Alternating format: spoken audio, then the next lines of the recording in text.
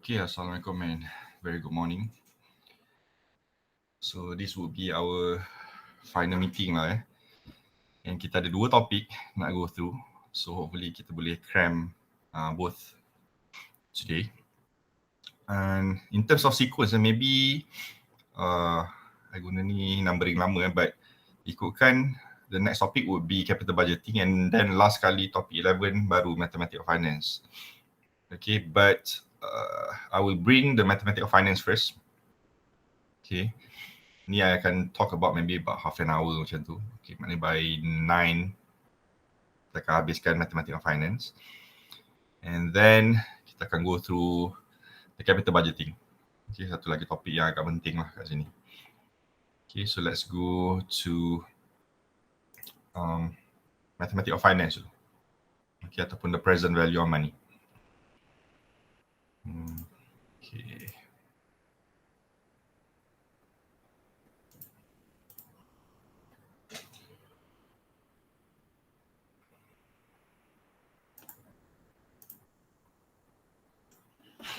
Okay,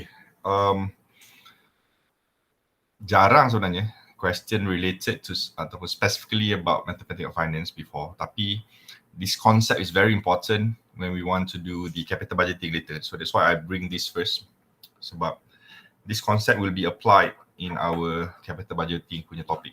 So if you don't know how to do this, so susah nanti nak buat capital budgeting. Okay, so dalam mathematics of finance ataupun selalunya kita panggil dia time value of money concept. Okay, it's very simple. The concept of the money that you have today will not be the same ataupun will not be the same value in the future. Okay, simply because your money tu boleh invest. Okay, if you have 10,000 today, okay, in 6 months time it will not be valued at 10,000 anymore. Okay, you can compound that value to something else in the future. Okay, mungkin dia akan compound to, I don't know, 11,000 contohnya. You have additional 1,000 within 6 months, maybe. Okay, so that's the concept of time value of money. So dalam time value of money, dia ada dua very general approach, whereby we have the present value, okay, the present value, and also the future value. The one that I mentioned tadi, yang contoh the 10,000 today will be different in the future. Nama pun future kan, so it's the concept of future value. Okay, future value. Okay, but in reverse, okay, if you have expected a certain amount of money in the future, tapi you nak bawa value dia today, we call them as a present value. Okay, present value.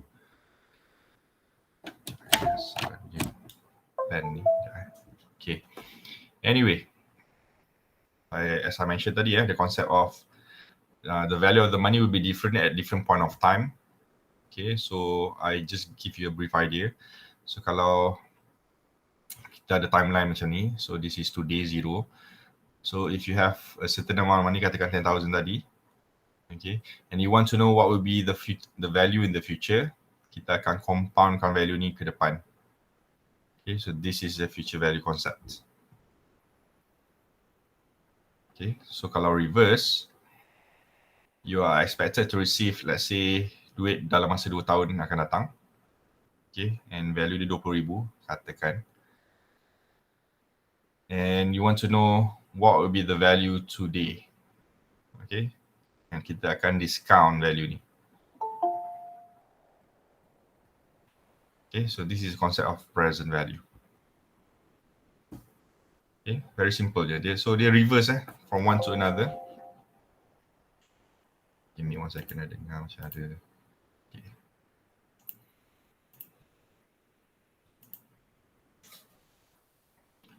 So the money that you receive today can be invested and will grow with time for the future. So this is the concept lah, the future value. Sama juga.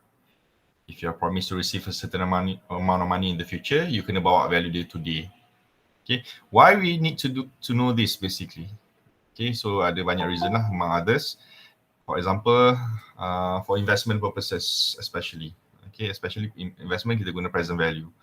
Sebab kita bila kita invest, kita akan expected to receive our return in the future. So untuk buat comparison, kita tak boleh ambil value at different point of time to make comparison. To compare, we need to know the value at the same time with a certain expectation ataupun a certain assumption.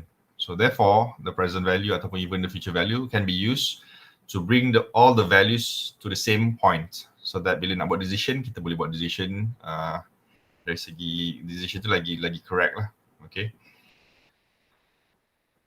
So in the concept, okay, maybe I akan go straight gunakan I punya whiteboard kat sini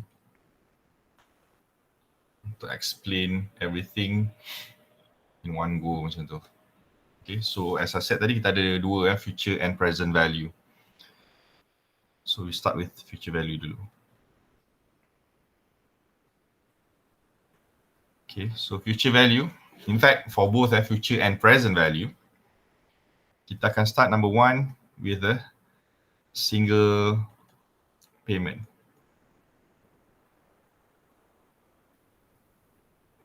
Okay, single payment of transactions.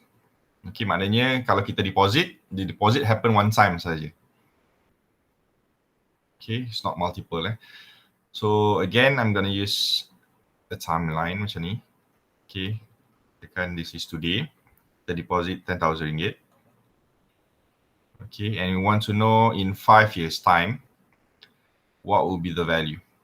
Okay, and bila kita nak calculate using time value of money, we need to assume our cost of capital ataupun what will be the rates of return. Okay, depending lah, kalau you nak pinjam, it will be cost of capital. Kalau you nak invest, what will be the return. Okay, dalam kes ni dia nak invest kan. So what will be the potential return, for example. So katakanlah dia boleh invest and generate return at 10% return, katakan 10% return. Okay, so this is all we need. We need to know the principal, berapa yang dia deposit ataupun berapa yang dipinjam, what will be the rate of interest, and what will be the time. Tiga information ni je kita nak untuk calculate the value.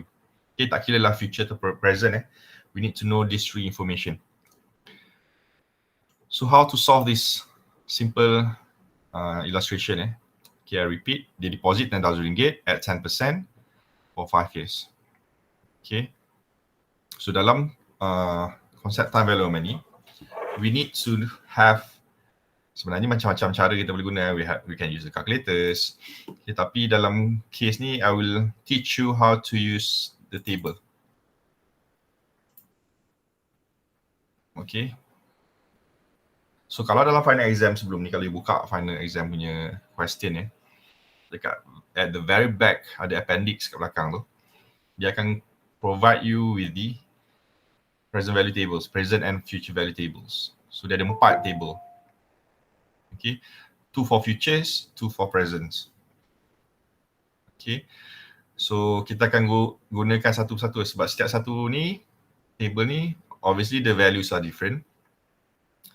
And it will be used at different occasions. Okay, so dalam illustration tadi, I use future value first.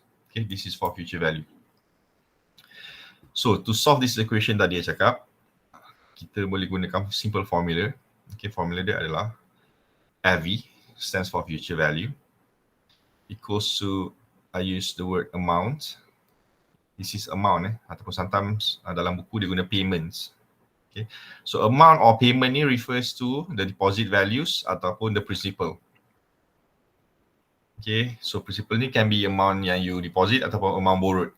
Like I said, there are 2 ways to look at this. Sama ada you nak invest ataupun you nak pinjam. So if you look at deposits, meaning kita nak invest ataupun amount of investment.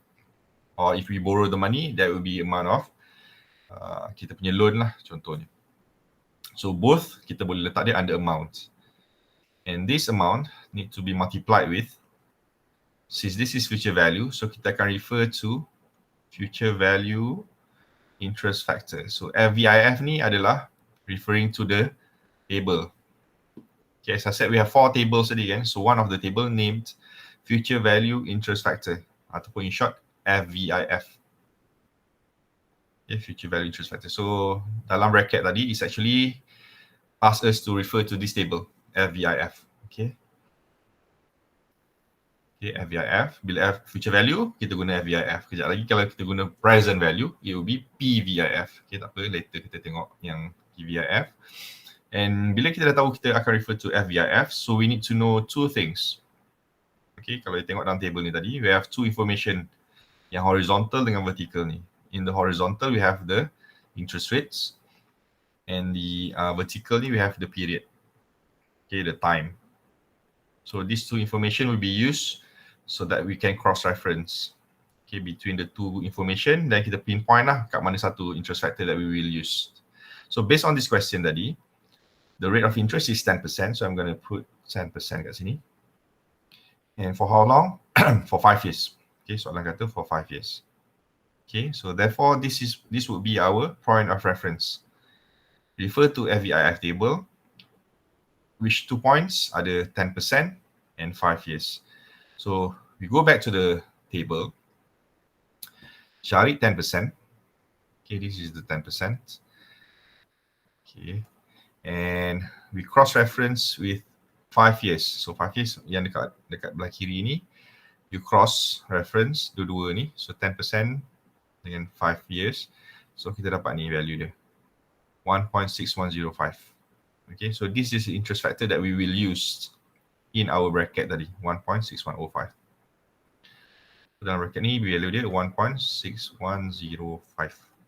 Okay, and amount tadi berapa? Our amount was 10,000 tadi.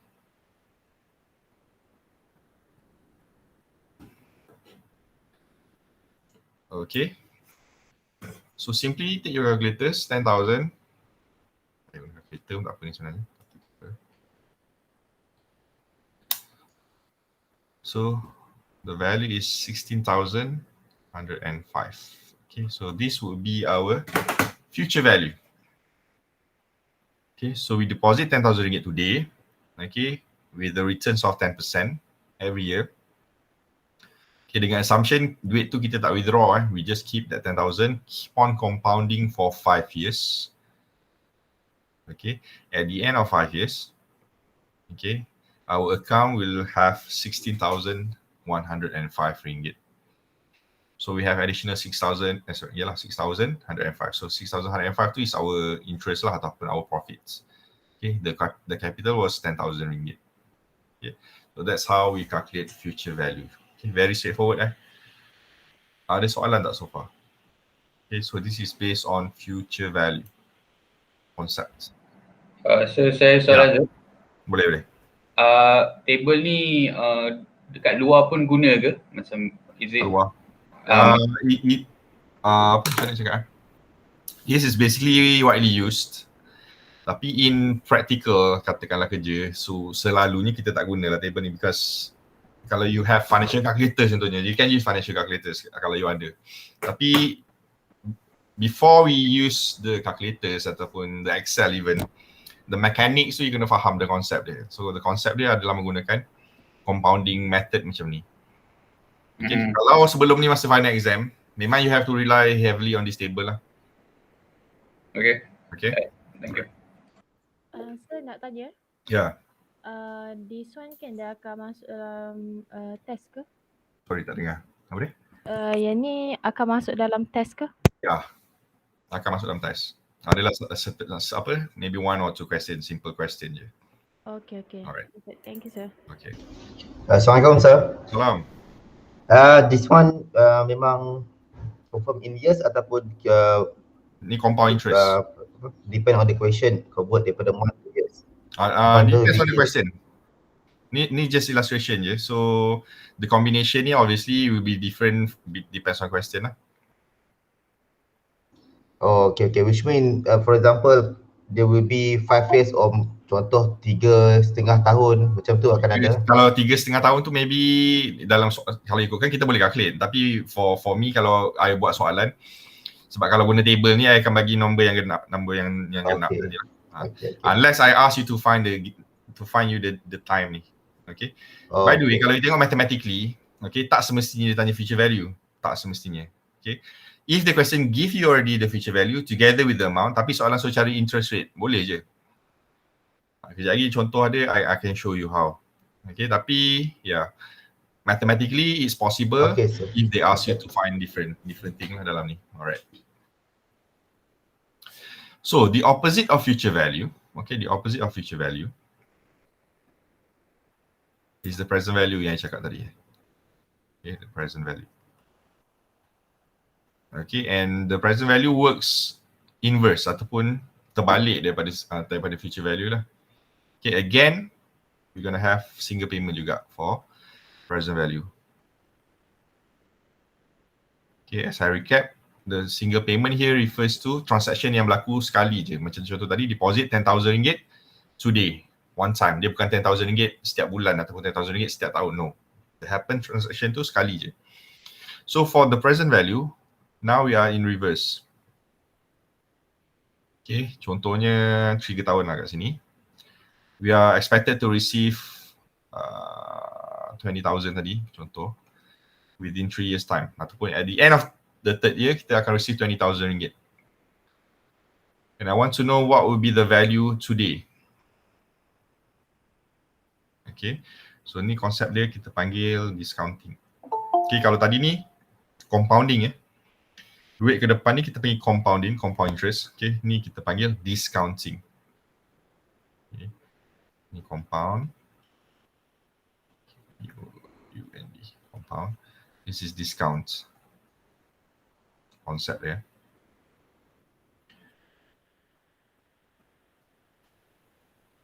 Okay. So technically, the formula would be identical. Okay, the formula would be identical between the two. Okay, akan nampak sama je formula dia.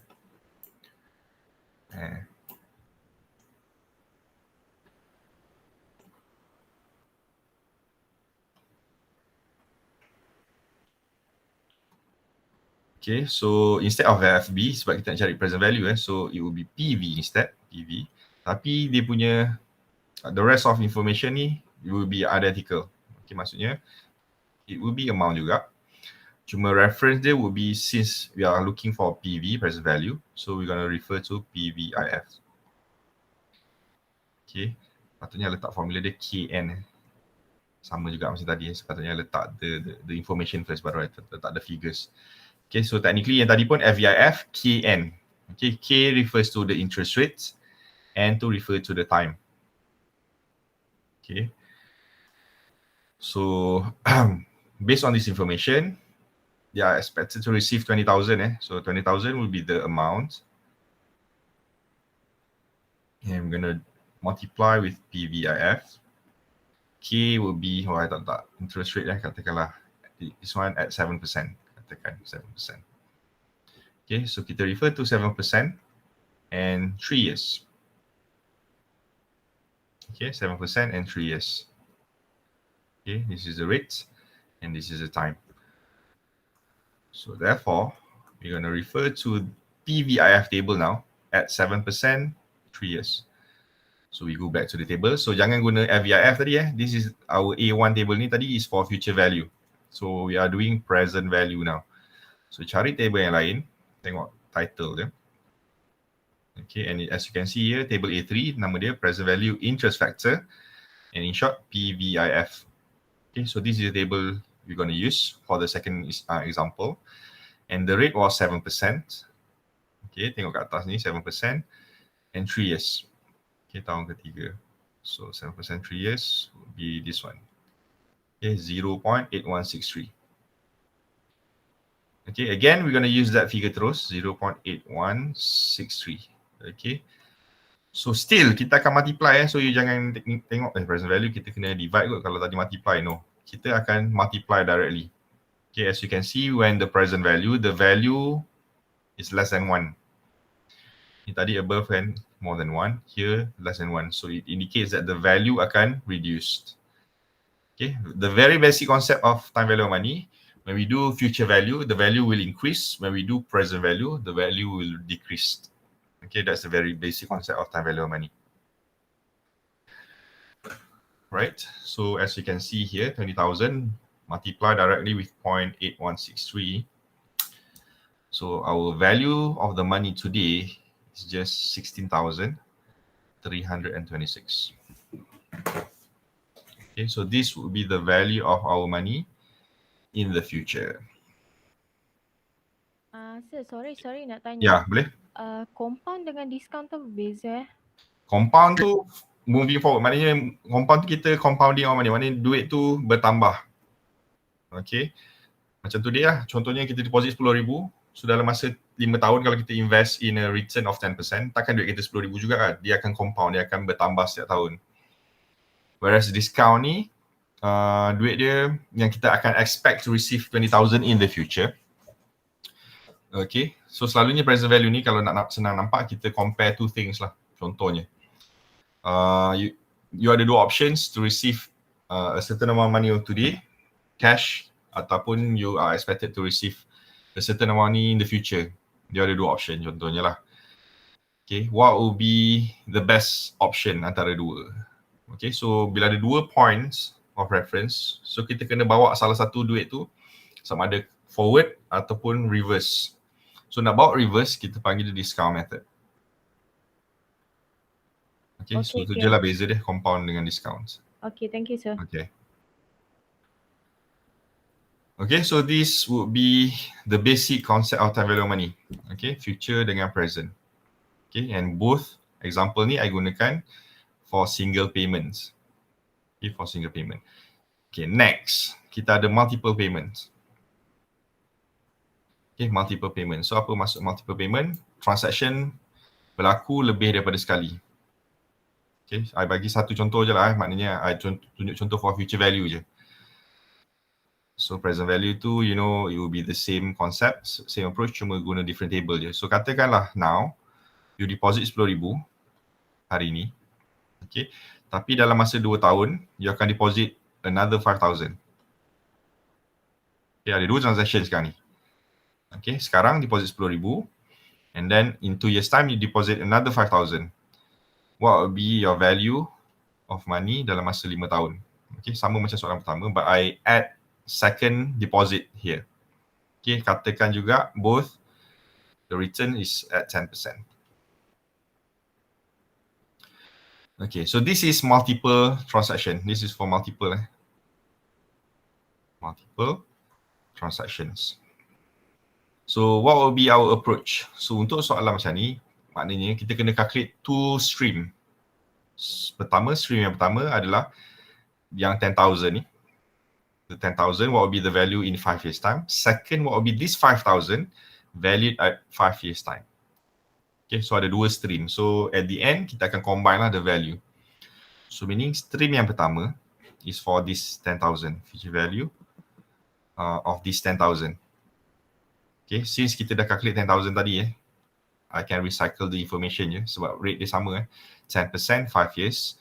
So straight I'm going to use 1.6105. So kita akan ada 16,105. Okay, so this is for our first stream. Untuk duit yang ni, duit yang pertama ni, our first stream.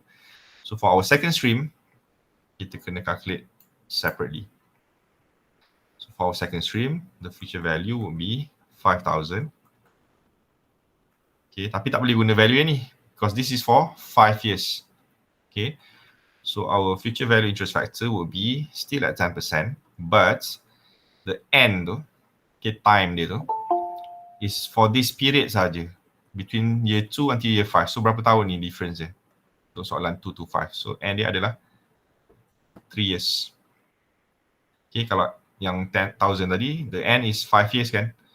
Okay, tapi for the 5,000 ringgit ni, since it happened in second year, so from second until 5th year, kita ada 3 tahun period. So therefore, the end will be 3 for the second stream.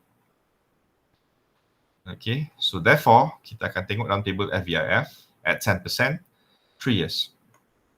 So cari 10%, again, sorry bukan table ni table atas tadi. FVIF make sure table yang betul, FVIF, 10% now is 3 years. So 3 years will be 1.3310. Okay, 1.3310.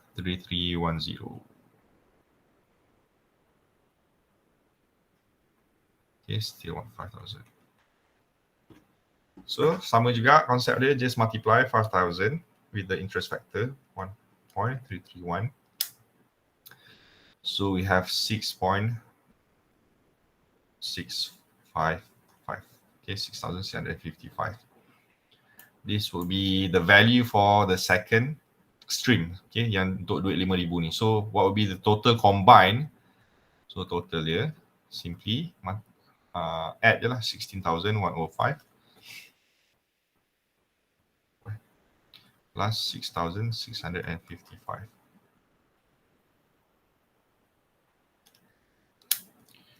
Okay, 22,760. Okay, so this will be the total value combined. So ada dua deposit.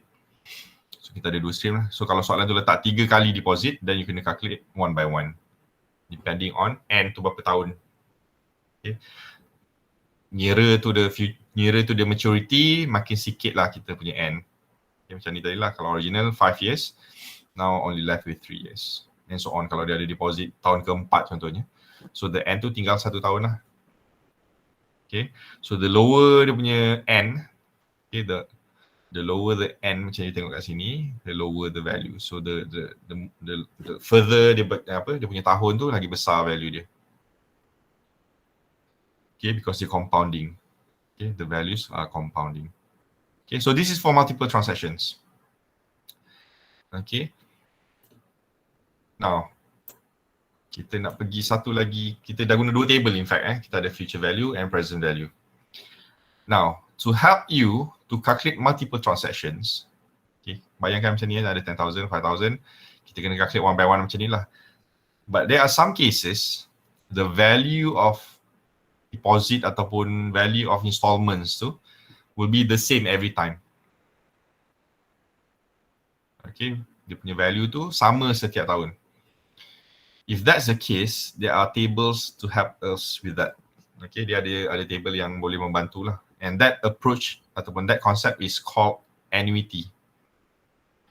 Okay, I kena movekan benda ni ke atas. Okay, so next we have annuity.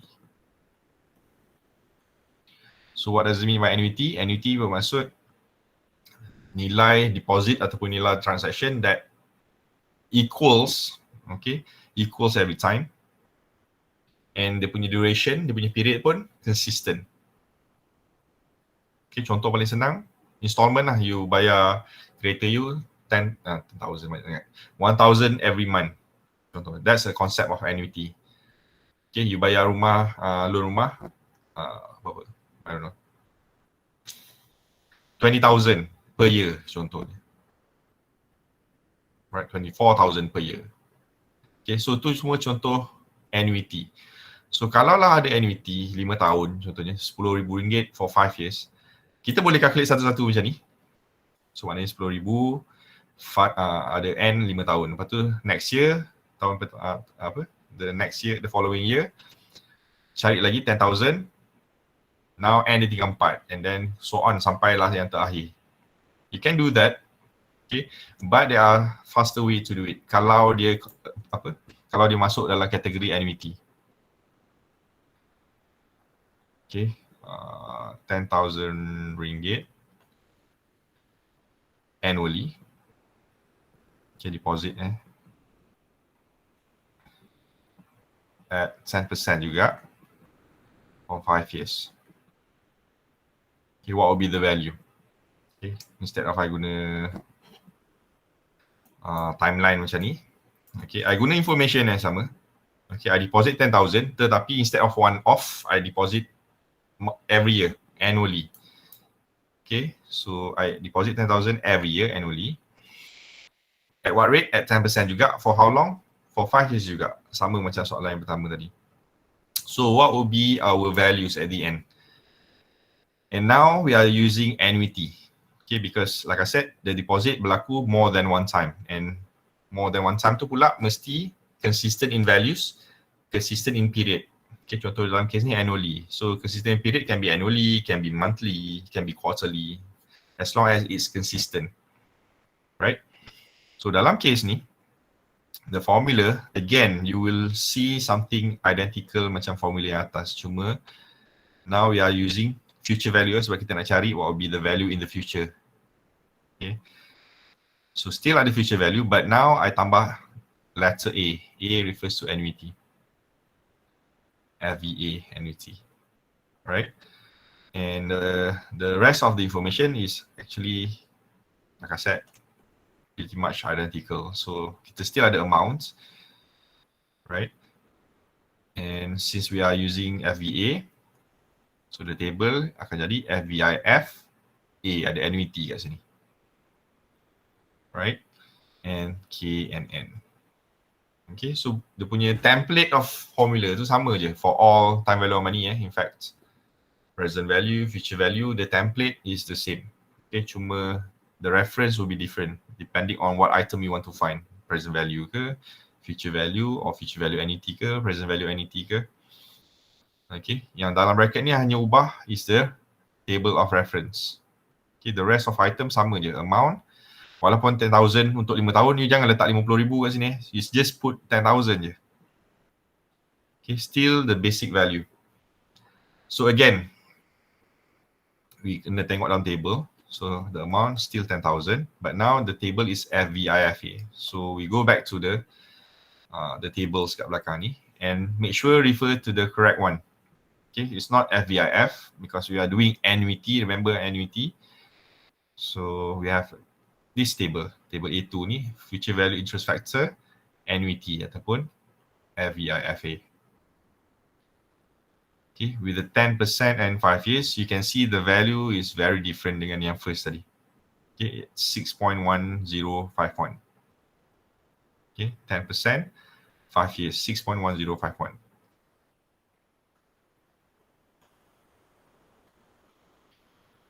Okay, so multiply dengan 10,000, technically it will be 61,051 ringgit. Okay, and this will be the value at the end of year 5. Okay, they deposit 10,000 every year, bukan one time Untuk annuity, remember, it must be more than one time and the value must be the same. Kalau value tak sama, it's not annuity, you need to calculate macam ni. Ni contoh tadi, multiple transaction tapi value tak sama. So you need to calculate one by one. Tapi kalau 10,000 every year for 5 years, you boleh buat satu-satu macam ni. Tapi why kita buat satu-satu? Kalau value yang sama, kita go straight guna annuity. Okay, so kita boleh refer to annuity table. And straight away kita boleh terus dapat jawapan instead of kita calculate one by one. Okay, and this only applicable for Remember, annuity means value yang sama, time yang sama. Dia punya compounding tu dalam period yang sama. Kalau dia 10,000, contohnya, again 5 years saya guna kat sini, 10,000 dia deposit sekarang, first year pun 10,000, tapi second year tak deposit contohnya, third year deposit balik 10,000, fourth year tak deposit contohnya. So soalan tanya tahun kelima berapa? So this is not annuity, walaupun value dia sama, tapi dia ada skip, dia bukan annually ni, dia ada some random tahun yang dia deposit kan. So this is not annuity. So kalau bukan annuity, how to find the value? Again, kena guna yang ni tadilah. You have to use this one. You kena calculate one by one. Walaupun value dia sama 10,000, tapi dia tak meet the requirement consistency in terms of the time frame tu. Okay, either annually ke, monthly ke. So dia tak meet, therefore kita tak boleh guna annuity. Okay, kalau kita guna annuity salah sebab annuity dia akan assume dia akan deposit every year. So dia akan compound every year with the additional 10,000 every year. Okay. So dalam case ni is not. Okay, dalam case yang ni tak. So therefore kita kena guna multiple transaction yang tadi. Okay, so present value pun sama formula dia akan jadi PVA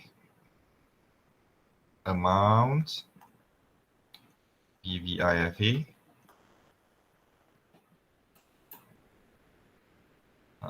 KN. Sorry, sekejap KN. Okay. So this is how you do it. So ada 4 tadi So we have future value, present value, and then ada multiple transaction, ada yang different figures, ada yang same figures. So kalau sama, it will be annuity. Okay. Just one more thing, sorry Untuk annuity ni pula, dia ada 2 jenis sebenarnya.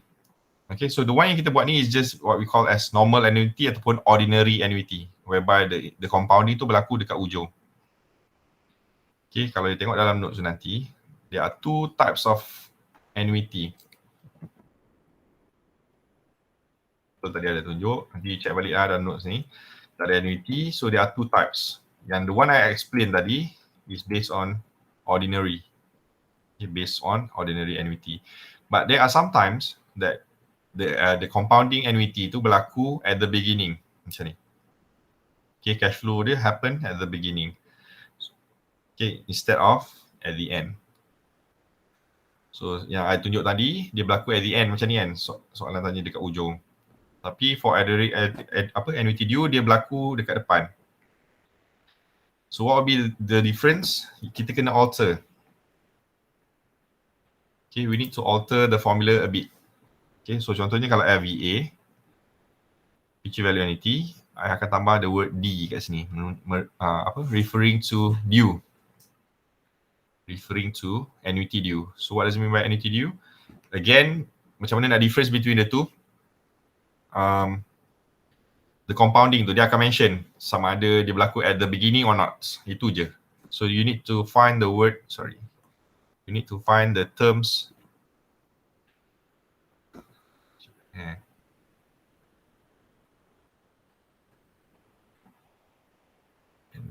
Annuity due. Dia akan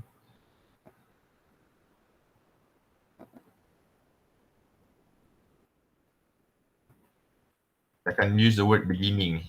Okay, occur at the beginning contohnya. Okay, the word beginning ni akan mention dalam soalan. So kalau dia mention je beginning, you know it's annuity due. So what happened? Formula kita akan slightly altered to FVIFA. Still KN sama je. Cuma kita tambah satu lagi information 1 plus K. So meaning whatever information that we have from the table, macam ni tadi contohnya, you kena darab dengan 1 plus K. K ni again is our rate of interest. So kalau K kita 10%, maknanya 6.1051 multiply with 1.1. Okay, 1 plus 10% is 1.1. So meaning if I use the same information kat atas ni, the difference between normal dengan annuity due, it will be 10,000 multiply dengan 6.1051 and 1 plus K. K kita 10% tadi, so it's 1.1. So if it's annuity due, 6.1051 times 1.1 darab dengan 10,000. So our compounding value would be 67,156 and 10 cents. Okay, so you can see the difference lah. Kalau dia due, memang value dia lagi besar sebab compounding dia dekat awal, dekat depan. So macam mana nak differentiate soalan nak suruh cari normal ataupun annuity due? Again, cari keyword at the beginning. Okay, the transaction occur at the beginning ataupun the deposit occurs today contohnya. Dia berlaku on that day itself. Okay, so therefore dia dipanggil annuity due. Kalau ordinary dia berlaku at the end. Itu je. So kalau ordinary dia tak akan mention lah dia berlaku at the end. Selalunya kita akan assume semua ordinary kecuali if there refers to beginning. Ada the word beginning ataupun the word the happen today immediately, then kita akan treat dia sebagai annuity due. Okay, kita akan go through one simple exercise kat belakang ni.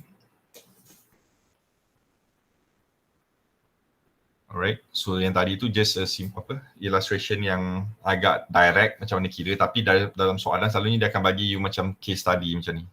Okay, some scenario. Okay, Encik Nizam contributes RM1,500 per year for his child's education for the next 20 years.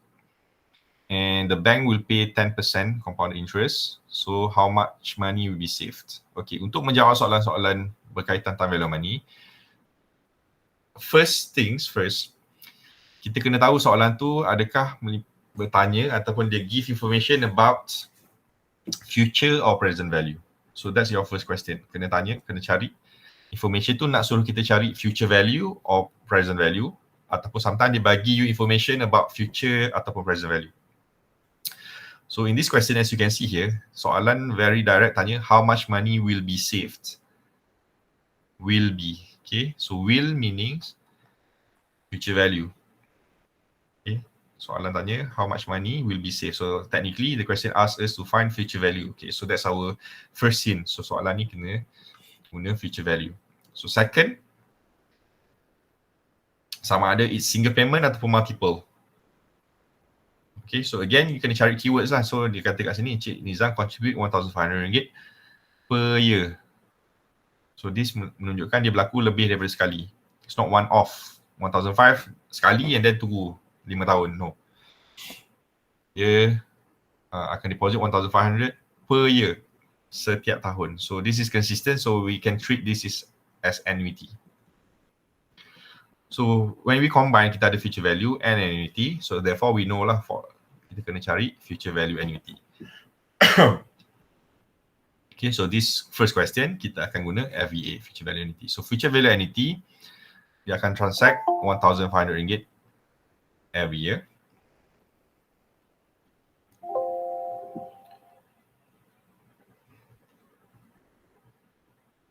Okay.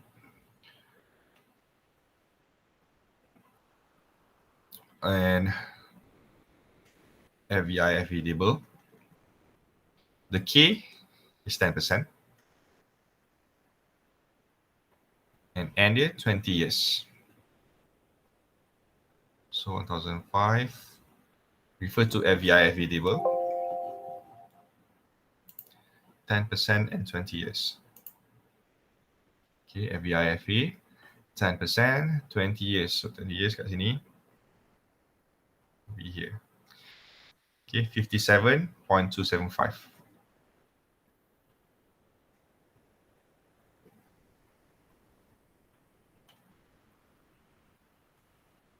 Okay, times 1,005.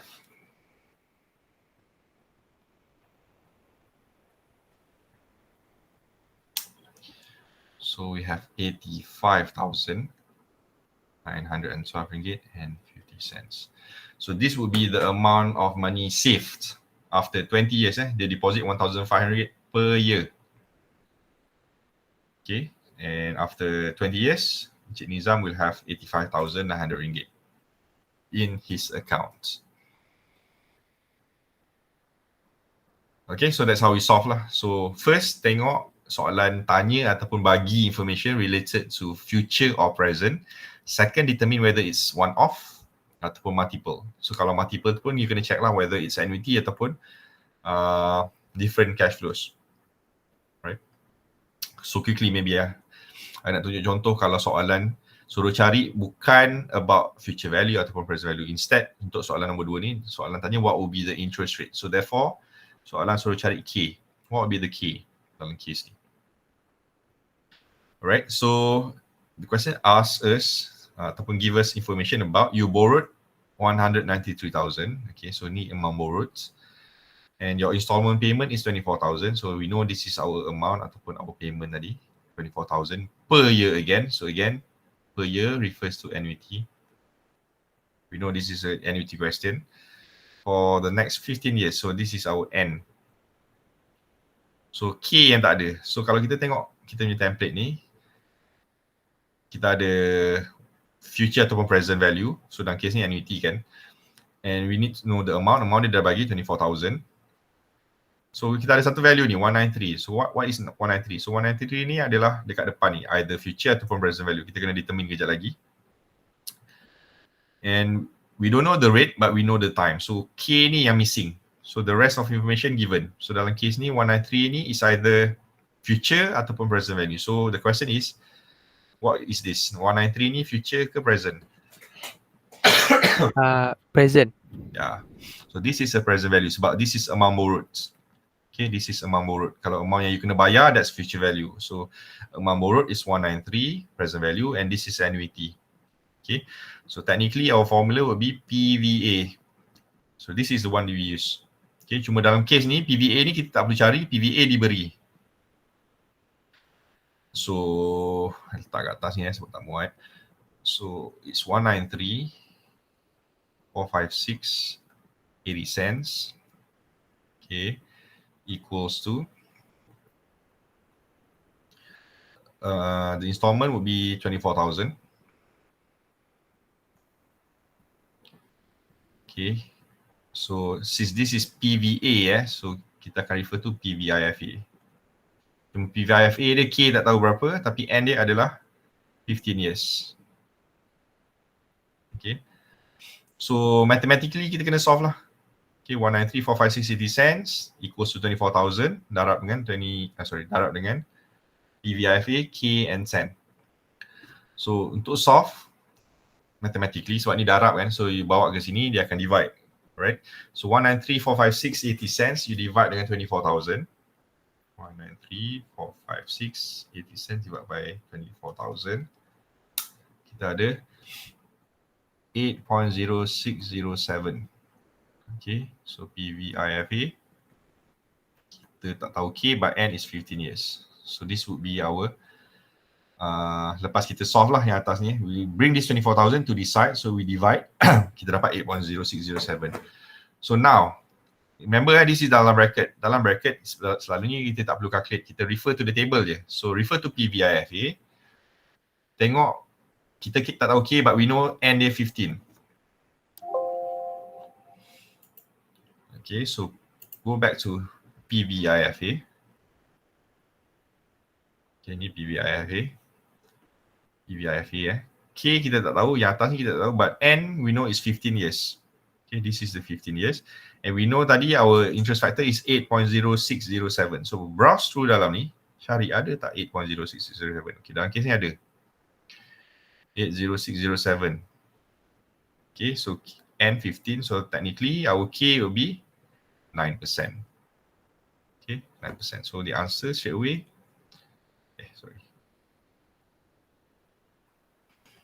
so dalam case ni, the K is 9%. How I know it's 9%?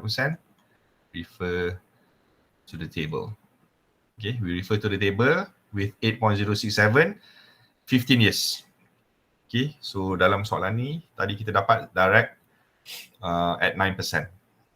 So what will be the interest rate? It will be 9%. Okay, it will be 9%. Okay, so that's time value of money concept.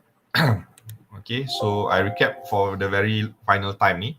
To solve time value of money punya question, first look, the question bagi, macam dalam soalan nombor 2 ni, dia bagi information present value or sometimes they ask you, there are two scenarios kat sini, they give you or ask you to find what values, present or future, number 1. Second step, determine whether it's single payment ataupun multiple. So kalau multiple, especially kalau annuity ni, okay, carilah hint macam per year, every year. Okay, so determine sama ada single payment ataupun annuity. And that will determine which table to use and which formula to use. Okay, so then yang lain tu very straightforward lah. Sebab formula untuk setiap, values tu are identical, sama je. Okay, dia punya template tu sama. Okay, so drag dah juga ni. So let's take 5. Okay, before we move on to the next topic. Sir, saya nak tanya. Boleh. Okay, kan macam soalan tadi, kita dapat direct 8.0607 dan nilai value tu sama dengan table. Kalau Dia boleh direct. Boleh jadi tak kalau value Boleh. tak direct? Boleh. Okay, so kalau what happen kalau dia berlaku in between value ni? Contohnya bila kita divide tadi kita dapat 8 ataupun 7.84 contohnya lah, 7.84 kan. So bila check, tak ada, it's in between these two rates, 9 dengan 10 kan, 7.84 kat tengah-tengah kan. So we have approach macam mana nak buat, nak solve tu. Itu kita panggil interpolation. Okay, I will teach you how to do interpolation macam ni untuk topik capital budgeting kejap lagi. Okay, that's why I said time value of money ni is an tool yang kita akan guna pakai untuk capital budgeting kejap lagi. So kalau you tak tahu macam mana nak guna time value of money, susah nak buat capital budgeting kejap lagi. So dalam example capital budgeting kejap lagi, memang you akan nampak rate yang tak ada kat tengah-tengah, tak dapat exactly. Dia ada di tengah-tengah. So kita akan explain macam mana nak cari information tu using interpolation approach. So itu I keep your question untuk kejap lagi. Okay, untuk capital budgeting. Okay, thank you sir. So kita akan resume balik at 9:30 ataupun maybe early sikit lah, 9:28, so that kita boleh try to complete our capital budgeting kejap lagi.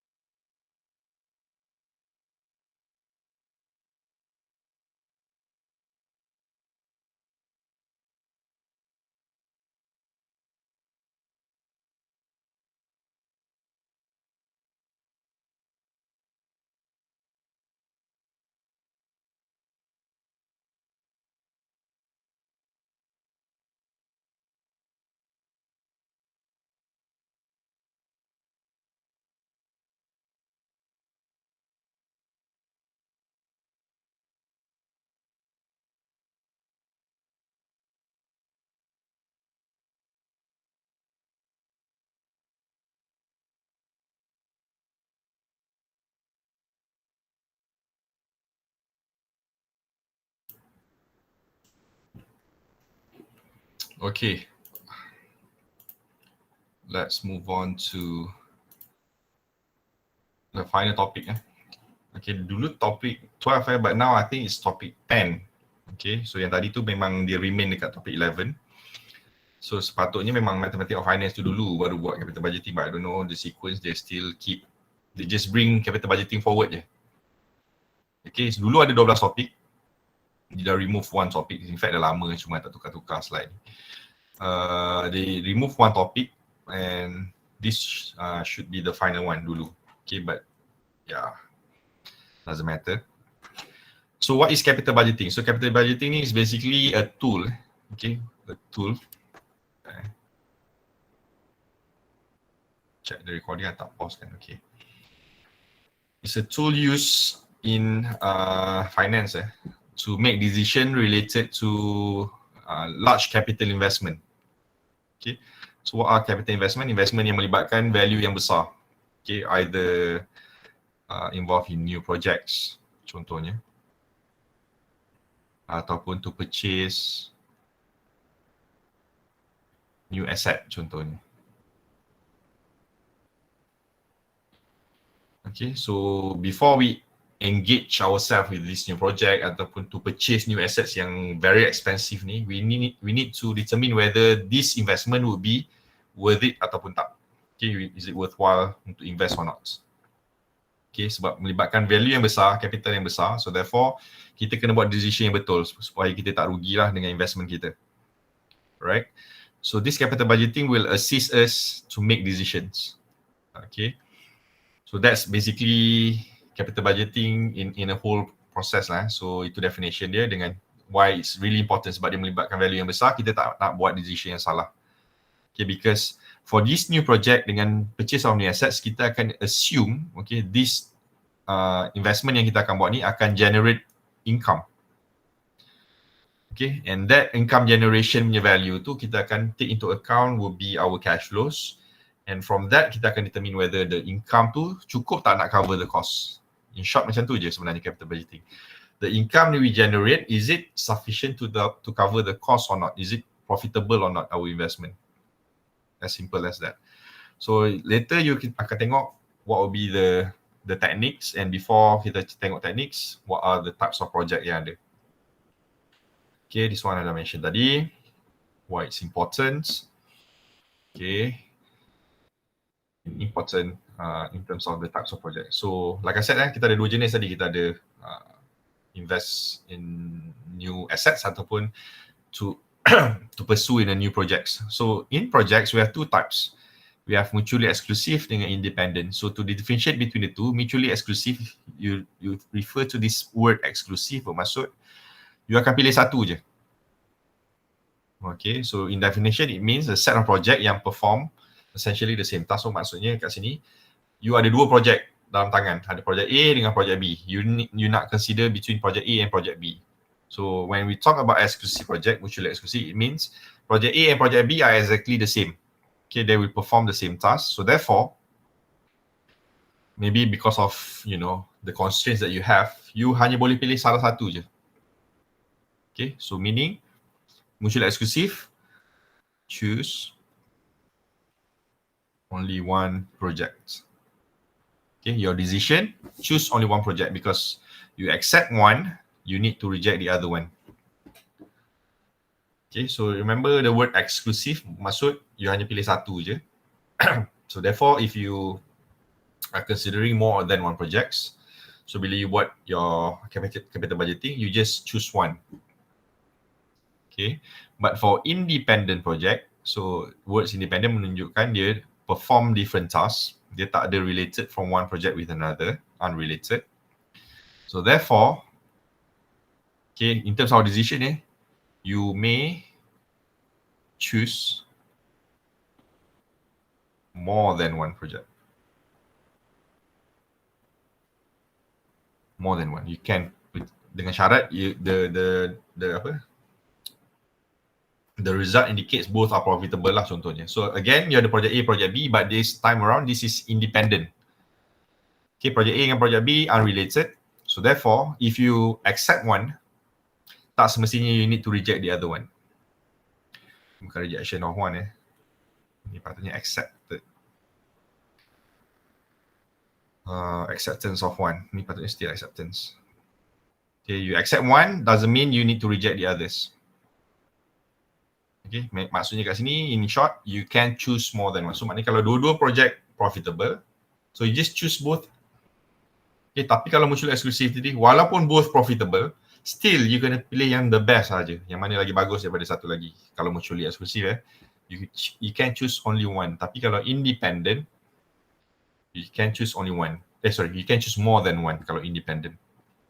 So this mutually exclusive atau independent dia akan mention dalam soalan. So impact dia apa? Just for your decision. Sebab soalan yang ditanya very last one dia akan tanya which project to choose. Soalan ni dia akan tanya macam tu. Justify. Okay. So tengok is it mutually exclusive ataupun independent. So kalaulah dia independent tapi you pilih satu je, walhal you can choose both, then your decision will be wrong. Okay, tapi in terms of calculation, in terms of analysis, everything will be the same. Tak kira lah mutually ke, independent ke. How we calculate will be the same. Okay. Now, these are the techniques that can be used. Ada 5 teknik that we go through. Okay. And it can be categorized into 2. The non-discounted dengan discounted cash flow. Remember tadi dalam time value of money, I use the word discounting. Okay. So, kalau you ingat tadi, discounting refers to present value. Okay, so this discounted cash flow, what does it mean? Kita akan gunakan present values. Okay, one of the technique pun dipanggil net present value. Okay, so the main difference between non-discounted dengan discounted will refer to the time value of money concept, tapi non-discounted tak. Dia akan ignore the time value of money concept. So maknanya kat sini, for the discounted cash flow, we have to use the table tadi tu. Okay, gunakan time value of money punya formula yang sama. Yang PV, PVA, okay, we're going to use this, both of these. Okay, will be used in discounted cash flows. Okay, for non-discounted, dia ignore je ni, kita just guna formula straight away.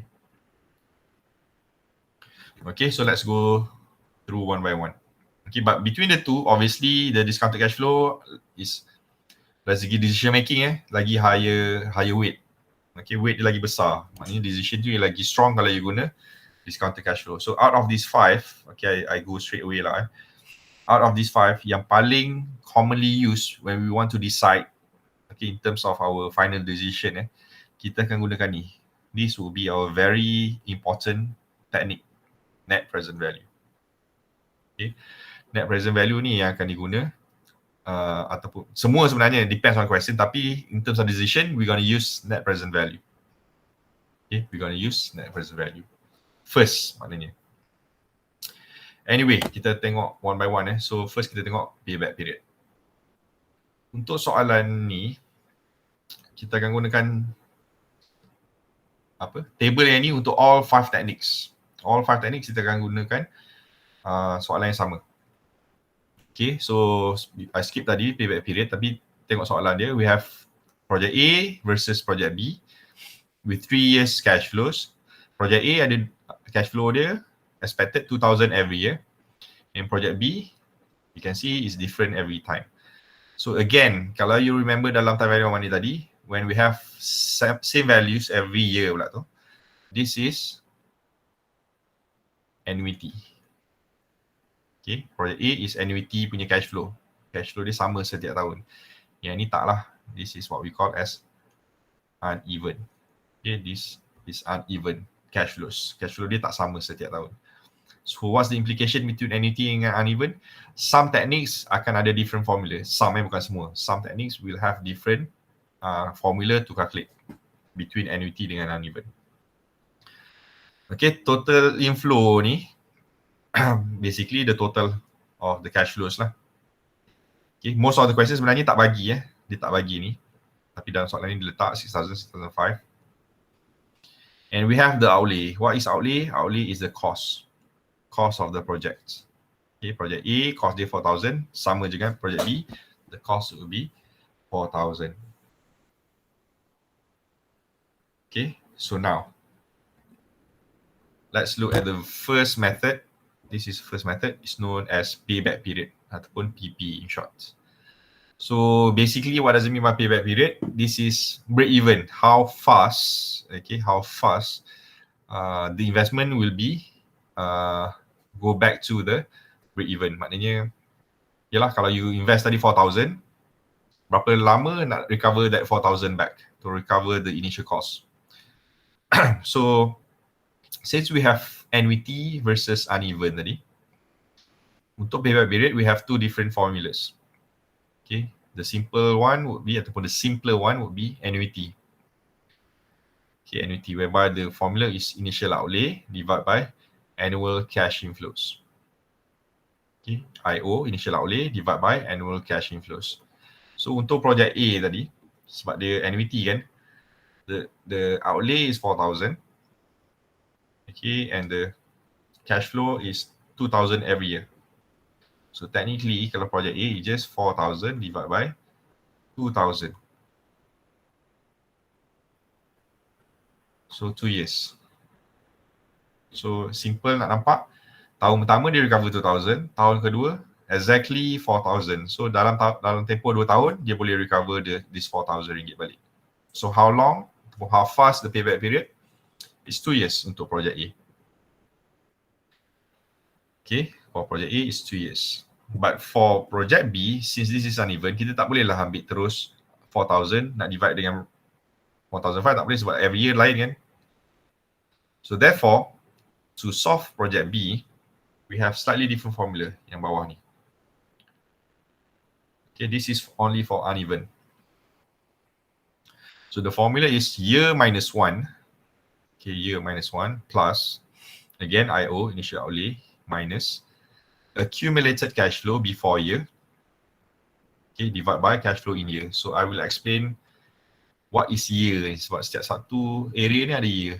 So what is year referring to? Okay, year here, in fact all years kat sini are referring to which year, okay, tahun ke berapa, the cash flow will recover the cost. So contohnya for project B the outlay is 4,000 kan. So kita kena manually calculate at which year kita akan dapat balik this 4,000. Okay. So for example, year 1 kita recover 1,005. So is it recover fully the outlay? The answer is no lah, baru 1,005 kan. So add with second year, so 1,005 plus 500. Now second year dia dah accumulate 2,000 ringgit. 1,005 plus 500 is 2,000. So as of the second year, dia recover 2,000 ringgit. Still tak recover this 4,000 ringgit. Okay. Now kita kena add tahun ketiga pula sebab kita memang 3 tahun je kan. So bila kita add all three, we know the inflow is 6,005 kan. Bila kita add all three, we know now in year 3 kita dah recover the cost. Tapi adakah tahun ketiga betul-betul? No, sebab kalau kita add all three, inflow dia 6,005. Kita nak tahu add 4,000 ni bila exactly. So kita tak boleh letak 3 tahun. Okay, because it's not accurate enough. Okay, kita tahu it's less than 3 years. Okay, it is less than 3 years. More than 2 but less than 3 years. So the year here yang I letak YR tadi year is this one, year 3. Sebab year 3 dia akan recover the cost. Okay, tapi bukan exactly year 3. So if we go back to the formula, it's tadi year minus 1 plus initial outlay minus accumulated cash flow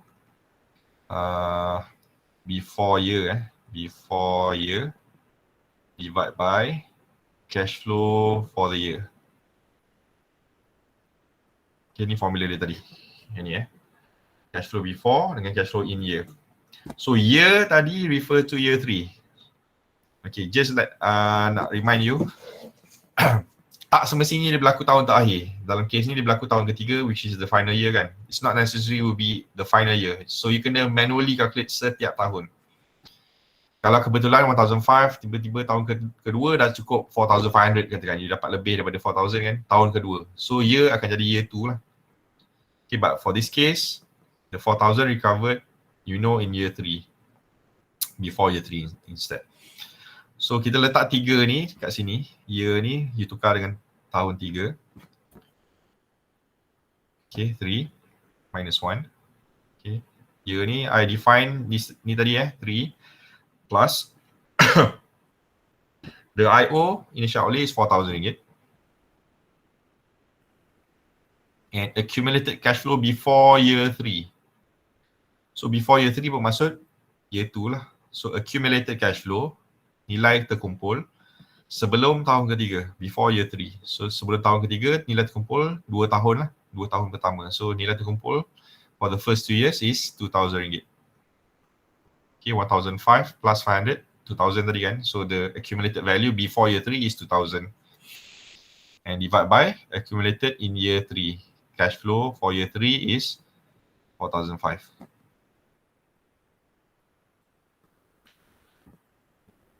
That's it. Okay.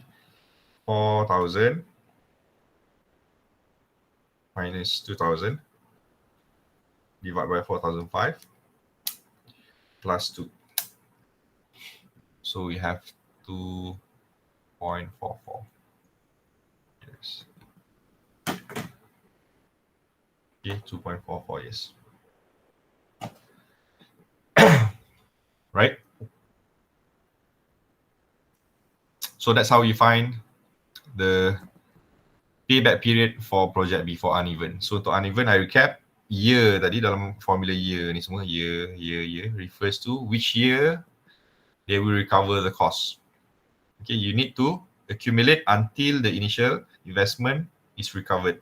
So manually lah calculate year 1 tak cukup, add year 2, accumulate, then tak cukup, add year 3. Katakan kadang-kadang dia punya soalan dia bagi 5 years. They give you 5 years punya cash flows. Right? So you kena keep on adding 1 year at one time sampailah you recover the cost. And it's not necessarily the final year. Tapi kalau lah sampai final year tak you add tak recover, then you know it's it possible, tapi soalan tu tak mungkin akan bagi macam tu lah. Okay. Now, we have two answers. Memang obviously sebab ada dua kan, project A, project B. We have two different options kat sini. Project A tadi 2 years. Project B 2.44 years. So what does it mean? As a tool untuk buat decision making, we have satu project yang 2 tahun, satu lagi 2.44 years. So obviously when we talk about payback period, lagi cepat lagi bagus lah, because we can recover our cost faster. Okay. So if it's, kita dua tadi mutually exclusive dengan independent. So if it's mutually exclusive, obviously kita akan pilih project A sebab dia dalam masa 2 tahun je. Faster. Okay. But if it's independent, kalau independent if it's independent, katakanlah your company punya policy kata every investment we have to recover within 2.5 years. Katakan Okay, you can accept both projects sebab dua-dua within 2.5 years. Kalau independent. Okay, tapi kalau mutually exclusive, walaupun policy you 2.5 tahun, you still can choose only one, which is project A. Okay. So I recap, kalau independent you can accept both. Kalau lah your project requirement kena recover dalam masa 2.5 tahun. But if it's mutually exclusive, you choose project A je lah. Okay, sebab dia punya recovery is faster.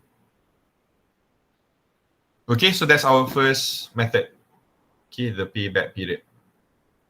Okay, the payback period. Now we move on to the second one, the average rate of return, ARR.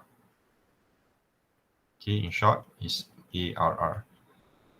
Okay, untuk ARR ni, regardless whether it's annuity ke, uneven series ke, formula dia satu je. We use the same formula. In fact, everything afterwards, semua formula sama je. Kecuali tadi je, payback period, we have two different formulas untuk uneven dengan annuity. But for the rest of the methods, the techniques, the formula would be the same for regardless lah, uneven ataupun annuity. So the AR would be, average rate of return is average cash flow. So this is earning after tax ataupun in short, average cash flow divided by average investment. So how to find average cash flow is the sum of cash flow divided by N, divided by tahun. And for average investment would be outlay, initial outlay, IO, plus salvage value, if any. Salvage value ni mungkin ada, mungkin tak. Kalau for projects, we don't have salvage value. Tapi kalau untuk soalan melibatkan investment in new machines, there's a possibility dia bagi you salvage value. So tengok dalam soalan lah, kalau dia bagi, you kena add dengan outlay, divide by 2 sebab dia nak cari average. But if there's no salvage value, maknanya initial outlay plus 0 divide by 2.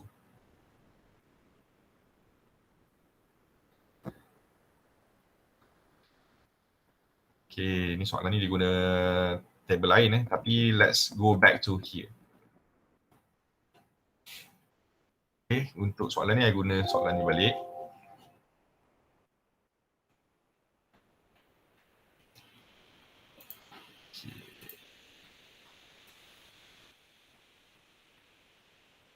This for average rate of return, average of return. So I recap balik, formula dia is average cash flow ataupun average after tax tadi, earning after tax divided by average investment. Okay, ni formula dia. So on the left would be our question tadi. So I nak cari ARR for project A dulu. Project A ni. So average cash flow would be total cash flow bahagi dengan N, 3 tahun.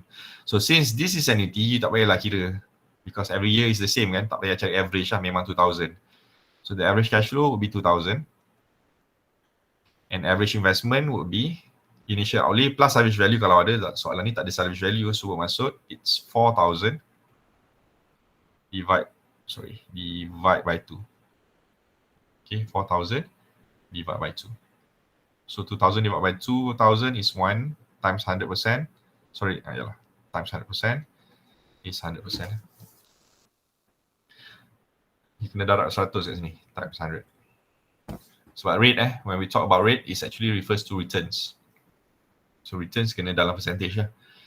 So 2,000, kebetulan 4,000 divided by 2 is 2,000 juga. So 2,000 divided by 2,000 is 1. So 1 times 100 is 100%.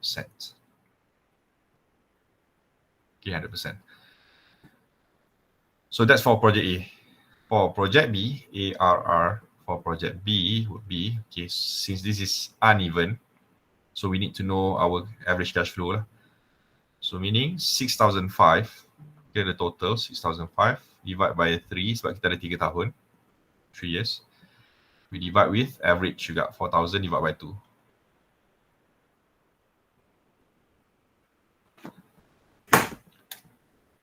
So 6,005 divided by 3 and divide by 2,000. Okay, and then times 100%. So untuk project B is 108%. 100.3%.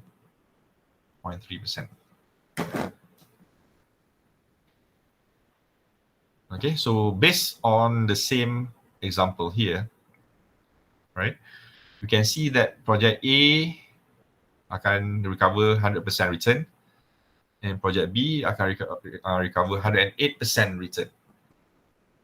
So bila kita cerita pasal return, obviously the higher the return, the better for the company, right? So between project A and project B, obviously project B is better. Okay. Kalau dia mutually exclusive, we're going to choose project B sebab project B recover higher returns. Okay. But if, let's say again, kalau lah soalan kata, the policy will be need to recover at least 75%. Okay, 75% of the total returns. Kalau dia independent, both projects will be selected sebab both recover more than 75%. Okay, kalau independent. But again, kalau dia mutually exclusive, you can choose whichever higher lah. Okay, remember tadi payback period, whichever faster. Maknanya lagi shorter better. Okay, dalam case ni, the higher the return, the better. Now, bila tengok payback period tadi, kalau you perasan, dia suruh decide to choose project A. So project A is faster 2 years. But using ARR, project B is better. So kita ada contradicting decision sekarang ni.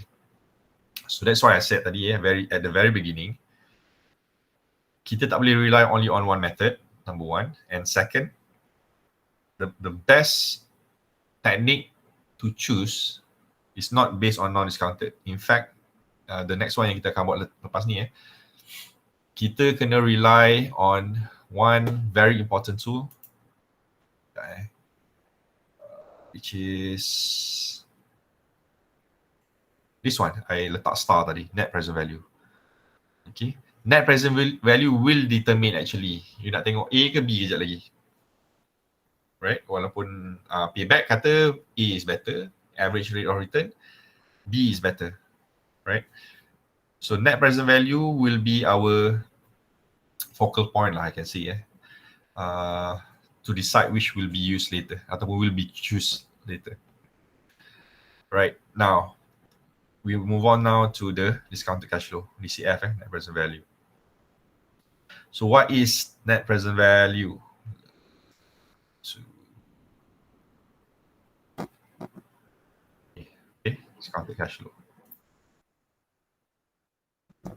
Okay, so untuk discounted cash flow, we have three: net present value, IRR dengan profitability index. Okay, but I will explain first net present value, and then I'll go straight to PI, profitability index, and last baru I explain about internal rate of return.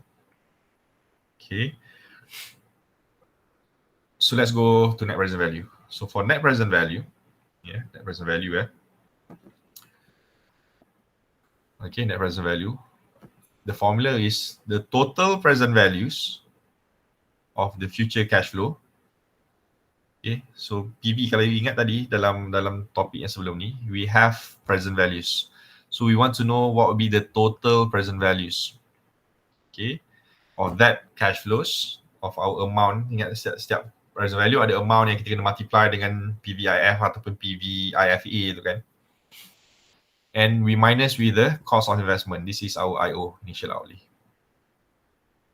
So at the end, you're going to find your net present value to be positive ataupun negative. Kalau positive, it indicates that your investment will be profitable. Kalau negative, it indicates that your potential investment will be loss.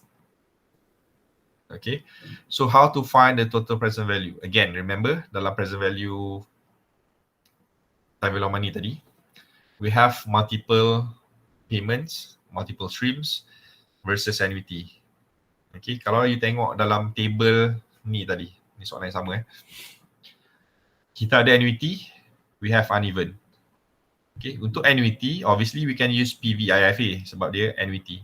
Tapi yang untuk ni, remember that approach present value earlier tadi, we have uneven ataupun multiple transaction tetapi value yang sama, value yang lain. Okay, in the example earlier, I use deposit 9,000 and then the next one 5,000 ringgit kan. So that's uneven actually.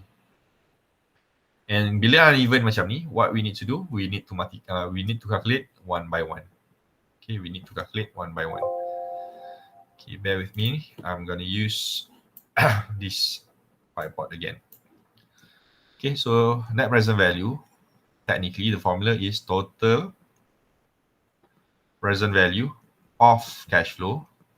Okay, total present value of cash flow minus initial outlay. So this is the formula. Okay, tak kira lah annuity ataupun tak. Cuma cara nak kira total present value ni je will be different between annuity dengan uneven. So let's start with project A. PVA. So project A is annuity. So to find total present value of cash flow, we're going to use our formula tadi lah. Formula based on present value. Remember this formula dia ataupun dia punya template dia tadi kalau you ingat. Imagine tak ada perkataan ni. Present value is amount. So our amount is 2,000. Okay. And this is annuity, remember this is annuity. So kita akan refer to PVIFA. The rate, okay, untuk soalan ni sepatutnya dia bagi rate. Tengok ada rate dia bagi. Kita assume the rate would be at 10%. Okay, 10%. So sepatutnya dia kena letak at 10% kat sini. Okay. Anyway, at 10%, How long? 3 years. Dia ada 3 tahun kat sini. And minus IO. The IO initial outlay is 4,000. Right? So 2,000. Refer to PVIFA, 10%, 3 years. So go back to this table.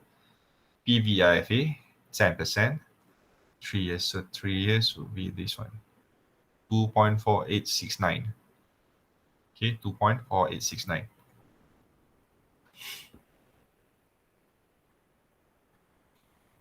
Minus 4,000. Okay, so 2,000 times 2.4869 would be 4,973.80 cents. Okay, minus 4,000. So it's 973.80 cents. Okay, so this is our net present value. So it's a positive sign, bagus. Sebab dia positif kan. So for project A, they're gonna recover RM973.80 as a profit. Okay. This is based on project A. Okay, project A. So dia akan recover RM973.80. Kita tak boleh ambil 6,000 and then tolak 4,000 dan kita dapat, oh, untuk project A kita recover RM2,000 profit. Sebab duit masuk RM6,000, duit keluar RM4,000 kan. We cannot use that because remember dalam time value of money, different point of time value dia lain. Walaupun tahun ni tahun ketiga dapat RM2,000, kalau you bawa RM2,000 ni pada tahun semasa, value dia hanyalah less than that. You kena kira lah. Okay, so secara purata, secara all three ni bila kita recover, jumlah terkumpul dia hanyalah RM973.80. That will be the total profit for project A. Okay, when we take into consideration the concept of time value of money. Dengan assumption, duit yang kita ada sekarang, kita boleh invest 10% return. Okay, that's for project A. Okay, very straightforward sebab nak cari total present value ni kita guna PVIFA. But for project B, okay, for project B, we cannot use PVIFA. We need to calculate one by one. Therefore, for project B and PVB and PV project B, this total present value of cash flow, kita kena calculate one by one. So what does it mean by one by one? We know our first year is 1,005. And we need to look in PVIF. Okay, PVIF table PVIF. Go back up.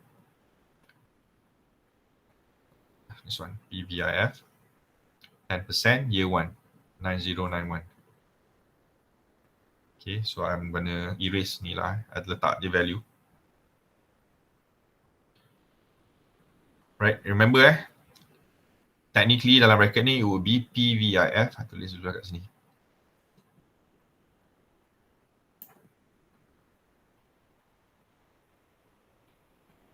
KN kan tadi.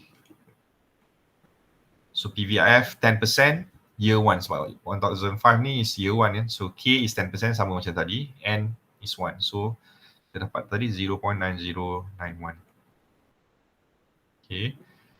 And then gonna add with second year 500. Darab dengan tengok table sama. 10% year 2 is 0.8264. 0.8264. Then we're going to add.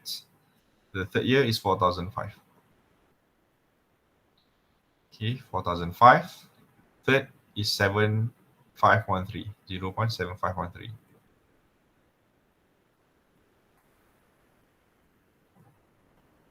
Okay. So this is the total present value. So ingat untuk uneven, you have to find one by one.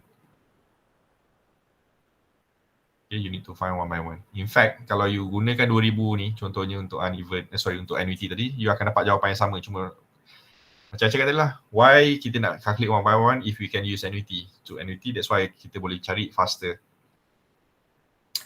But for uneven, unfortunately, kita kena calculate one by one, multiply with the respective interest factor. Okay. And then, as you all recall, formula dia, the total present value cash flow ni, kita kena minus dengan IO. IO dia kebetulan sama, RM4,000. So the one in the bracket yang besar ni, bila kita calculate 1005 times 0.9091 plus, okay, you boleh guna the bracket tu lah untuk help you to calculate one by one. 500 times 0.8264 plus, okay, make use of the bracket 4005 times 0.7513. So here kita dapat 5157 sen. Okay, this is the total cash flow, total present value cash flow untuk project B, and then minus with 4,000. So it's 1157.70 cents. Okay, 1157.70 cents. And again, by now, as you can see, difference between project A dengan project B. Project B recover higher returns, higher NPV as compared to project A. So again, if it's mutually exclusive, kalau mutually exclusive, you're going to choose project B. Why project B? Sebab recover higher than project A. Tapi kalau lah independent, you can accept both projects sebab dua-dua positif. Dua-dua will give us positive returns. Okay, so kalau independent, you can choose both projects, but if it's mutually exclusive, we're going to choose project B. Okay, we're going to use project B. Okay, as of now, kita dah ada 3 methods tadi. Kita ada payback period, ARR dengan net present value. So, soalan selalunya bagi, okay, to get you the feel,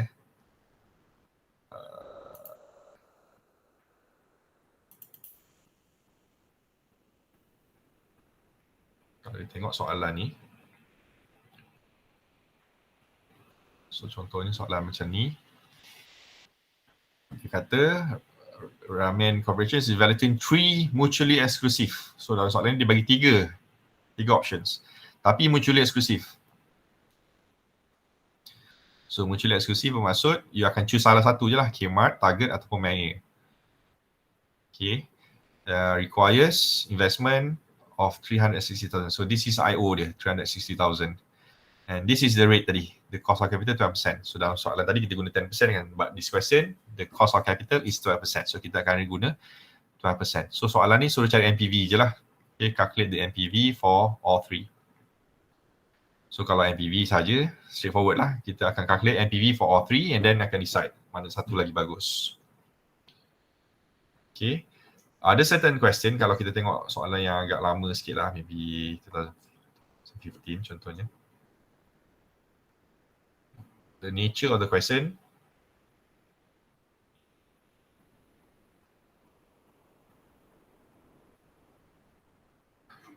soalan ni sesuai tahun ni, kita try soalan lain.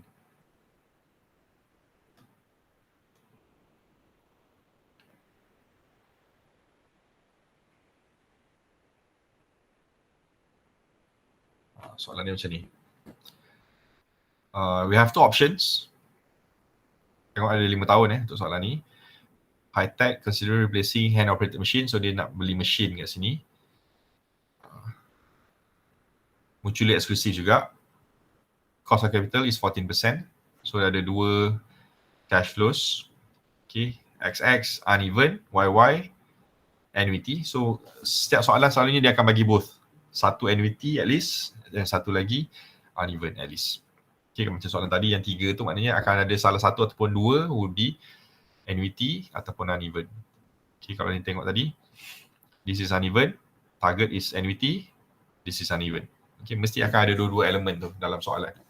So untuk soalan ni tadi, June 2015, XX uneven, YY annuities. Okay, ada 5 tahun, this is the outlay 80,000 for XX, YY 50,000.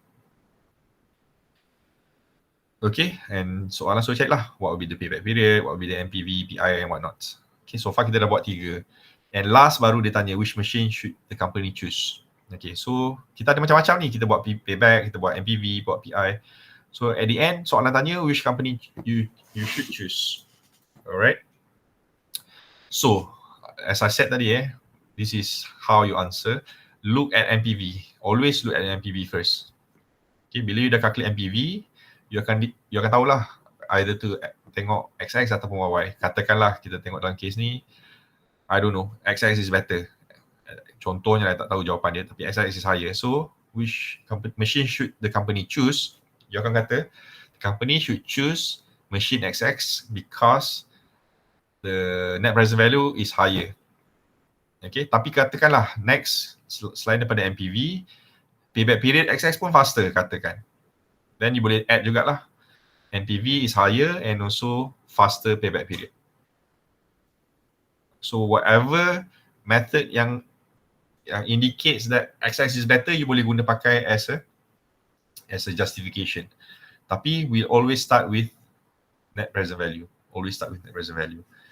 Especially kalau dia contradicting macam ni tadi. Untuk projek kita ni tadi, as you can see, payback period A lagi bagus. Tapi based on this, NPV B lagi bagus kan. So therefore, when we want to justify, kita terpaksa guna NPV je lah. NPV dalam kes ni dengan ARR. Sebab PP tak bagus kan. Project A is better. Kita tak boleh gunakan lah payback period as justification. Okay, so untuk example ni, in order to justify, we're going to say the company should choose project B because it has higher net present value and higher average rate of return. Itu je. Okay, not for payback. Payback sebab payback kan payback A lagi bagus. Okay, project A is better. Okay, boleh ke for net present value?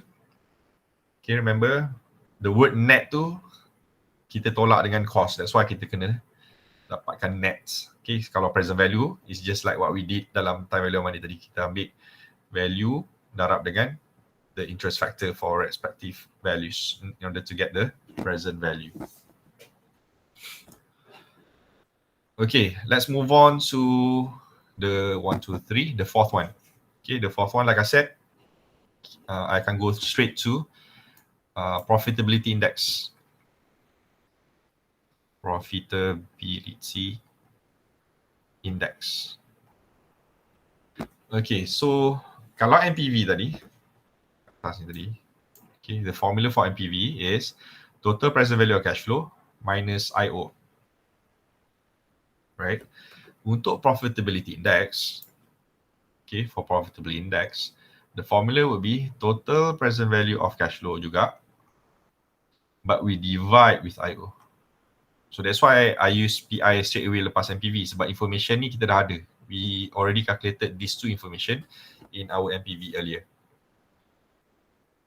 Okay, so for PI, profitability index is total present value of cash flow divided by IO. And these two information, like I said, we already calculated in both projects. Project A dengan project B, kita dah calculate total present value dengan IO dia. Dua-dua dah ada. So for PI, project A, okay, profitability index project A, okay, the total present value ni tadi 4973.80 cents. 4973.80 cents, and we're gonna divide with IO 4,000. Okay, IO dia 4,000.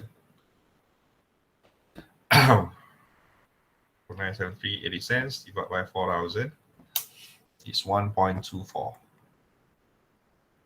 Okay, 1.24.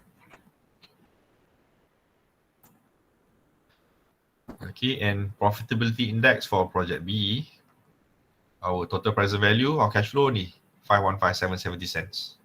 Okay, 5157.70 cents. Again, divided by 4,000 the cost.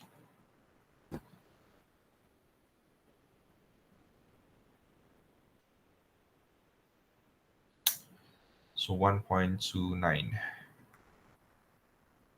Okay, 1.29. Okay, again, the higher the better. Okay, the higher the better. So dalam case ni, again, project B indicates higher profitability index. 1.29 against 1.24 for project A. So again, if it's mutually exclusive, we're going to use atau we're going to choose project B. But if it's independent, kita boleh accept dua-dua sebab both above 1. Okay, both above 1. So untuk profitability index, kita akan choose project yang lebih daripada 1. Value dia more than 1. And in this case, both above 1 eh? So kalau they independent projects, you can choose both projects. Okay, but if it's mutually exclusive, you're going to choose project B. And PI ni selalunya dia akan consistent dengan NPV lah. Sebab information dia yang sama kan. So for PI, dia akan indicate sama dengan NPV, which is project B. Okay, so that's 4. I recap, kita ada payback period, average rate of return, NPV, net present value, and profitability index. Now we left with one more, okay, which is internal rate of return. Okay, so NPV dah ada kat sini, you can read nanti, positif kita accept, negatif kita reject, tapi kalau dia mutually exclusive, kalau dua-dua positif pun, we're going to choose one saja, which is project B. Ni tadi skip, kita buat, and PI, formula dia, total present value of cash flow, technically this is total present value of cash flow total TPV of cash flow, total present value of cash flow divided by IO, formula dia. Okay, accept yang mana lagi tinggi, tapi technically whichever more than one is positive lah. Okay, so ada kat belakang ni jawapan sama macam yang kita buat tadi. Right? So now we reverse back to internal rate of return. So internal rate of return ni pula, internal rate of return, IRR. Okay. Walaupun kita ada dua tadi project A and project B, most of the time kalau soalan suruh buat, okay, they will ask you to use only the annuity projects. Okay, bukan tak boleh kira untuk uneven boleh kira, tapi since we are using manually kan, it requires trial and error process. Okay, trial and error process. So therefore, kita akan skip the uneven. Okay. In fact, some question dia suruh cari yang annuity saja. Hopefully betul lah. So contohnya macam ni, soalan yang I tengok tadi kan. Kita tengok tadi, June 2015 Find the internal rate of return for machine 1 YY only. Dia tak kata both kan, macam yang lain semua both, tapi untuk internal rate of return, dia suruh cari machine YY saja. And why machine YY only? As you can see, this is annuity. Okay, dia tak suruh cari for XX, which is uneven ni. Dia just for annuity. So that's why I'm going to explain to you just for the annuity saja, because it's simpler nak kira. Kalau XX ni nak kira boleh, tapi will require long time. Tapi kalau you have financial calculators, both will be easily calculated. Okay, dua-dua senang nak kira. But anyway, sebab kita nak calculate manually kan, so we go back to the question. Right, so far kalau you tengok NPV, PI, it use the same information. Total present value of cash flow dengan IO. So the way we find total present value of cash flow different depends on annuity ataupun uneven. Okay, for internal rate of return, internal rate of return, okay, or in short IRR, okay, it still revolve on these two sebenarnya. Still revolve on these two. Okay, so perbezaannya, okay, for the first two tadi, NPV dengan PI, we use the cost of capital, okay, 10%. So macam kalau dalam soalan ni, we're going to use 14% in our calculation. But for internal rate of return, you want to find what will be the rates. Kita nak cari rate sebenarnya. Nama pun internal rate of return kan. So you want to find the K dalam formula PVIFA tu. Okay.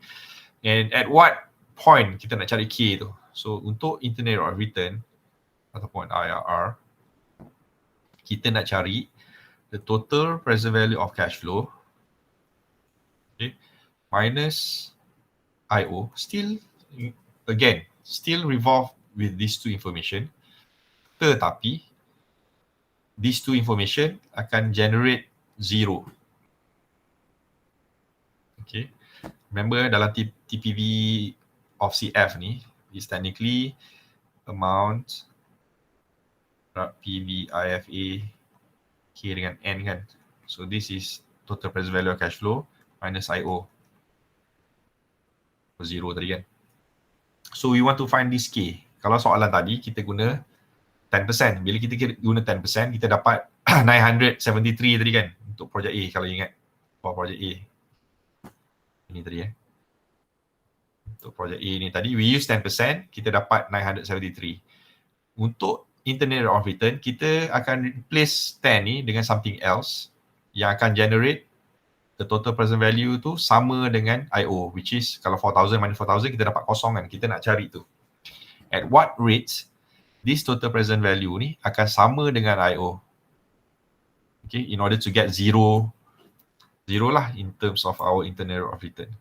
So kita tak boleh guna 10%, we know the rate will be, okay, dalam case ni the rate will be higher. Sebab the higher the rates, the lower our present value. Okay, our present value will be lower. Right?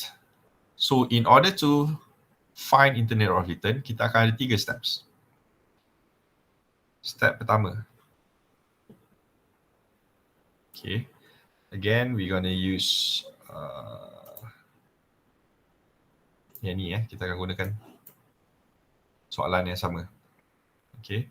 So in general, internal rate of return, this is what we want to find. We want to find the K ni, the rate ni. Okay, whereby this value mesti sama dengan IO sebab nak dapat kosong kan. So kalau ni 4,000, the total ni mesti 4,000 as well. Alright, so in order to find that, we have 3 steps. Step number 1, kita akan recycle the payback period punya approach. Okay, payback period punya approach. So maknanya step 1, you akan ambil IO divide by average cash flow. Okay, step number 1. Kita akan buat ni. So IO kita dalam soalan ni for project A is RM4,000 and divide by average cash flow is RM2,000. So 2. Tadi kita dapat 2 years kan, tapi untuk internal rate of return, we're gonna use 2. Kita letak 4 decimals. Kenapa 4 decimals? Sebab kita akan gunakan table, kita akan gunakan table ni kejap lagi. So perasan dalam ni semua 4 decimals kebanyakannya. So that's why I use 4 decimals kat sini. Okay, so that's step number 1. Step number 1, take your IO, initial outlay, divide by average cash flow. Again, this is for annuity. This is for project A. I'm gonna show you project A sahaja. Why? Because this is annuity. Untuk uneven ni, kalau you nak tengok, you boleh tengok dalam notes ada. Okay, tapi I will assure you dia tak akan keluar pun dalam test pun dia tak akan tanya uneven lah. I will ask you to calculate the annuity sahaja.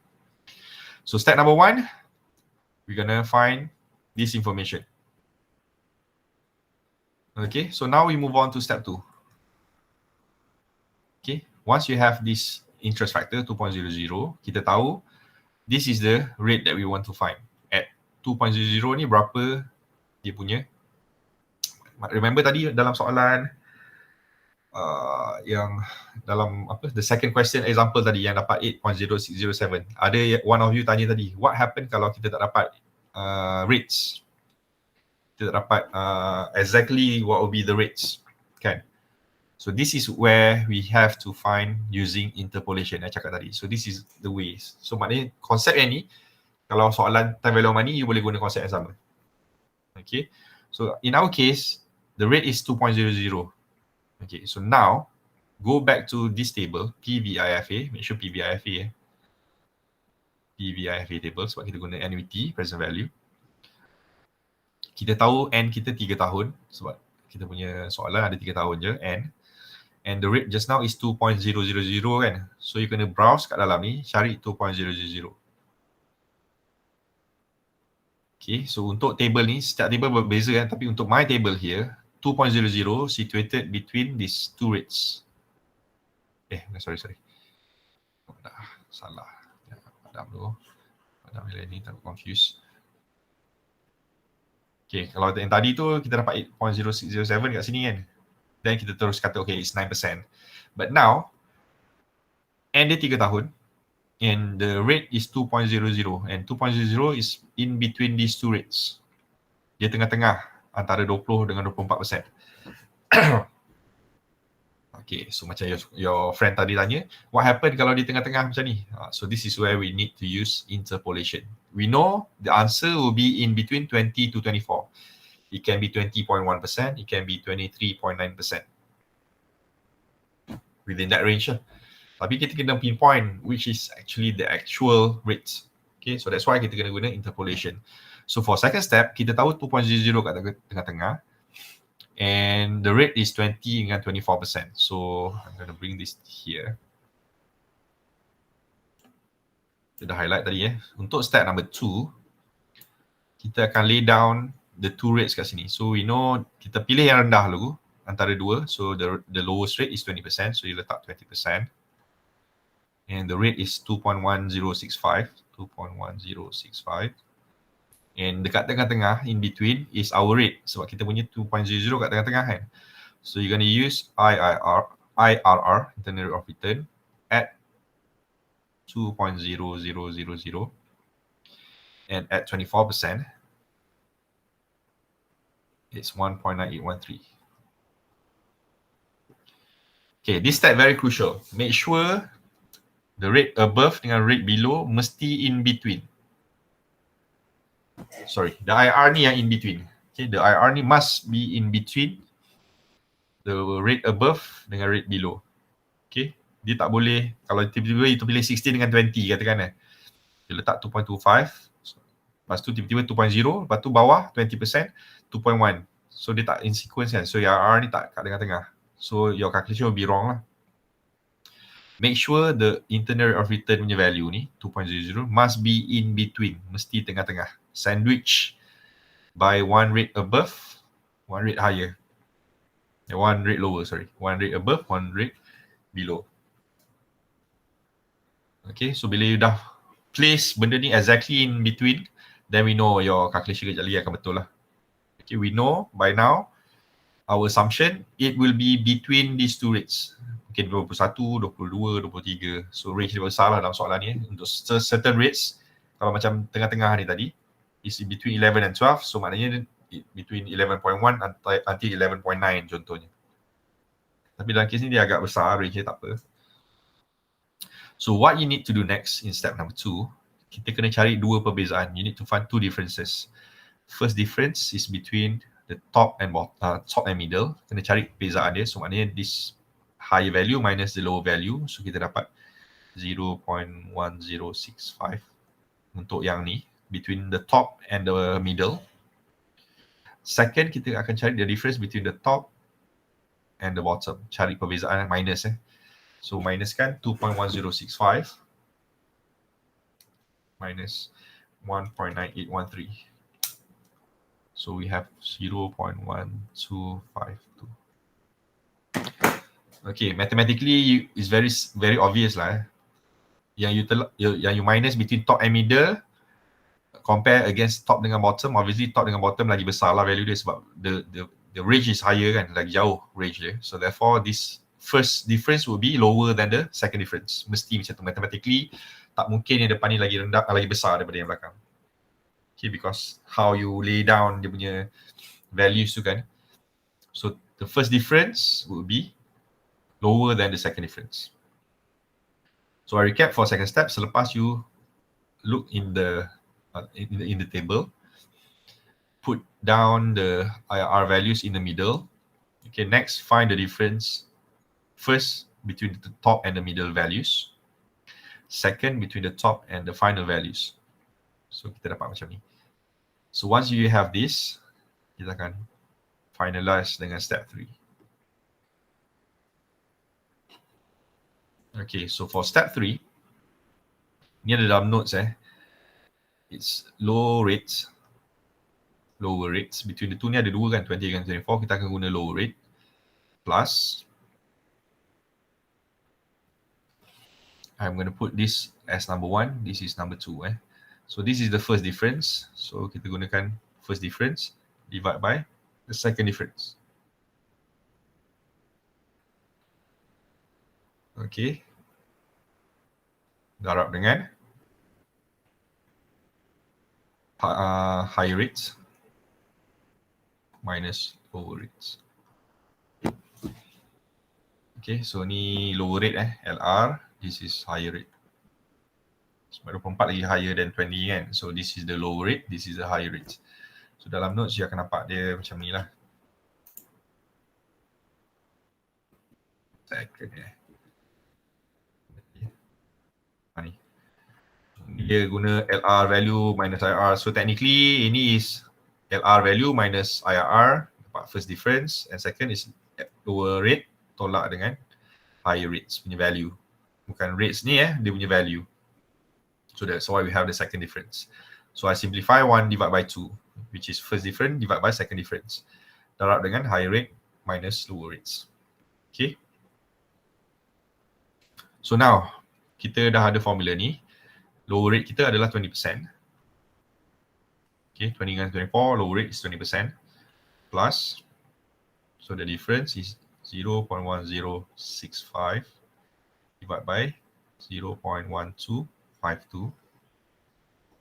And the difference is 24 minus 20%.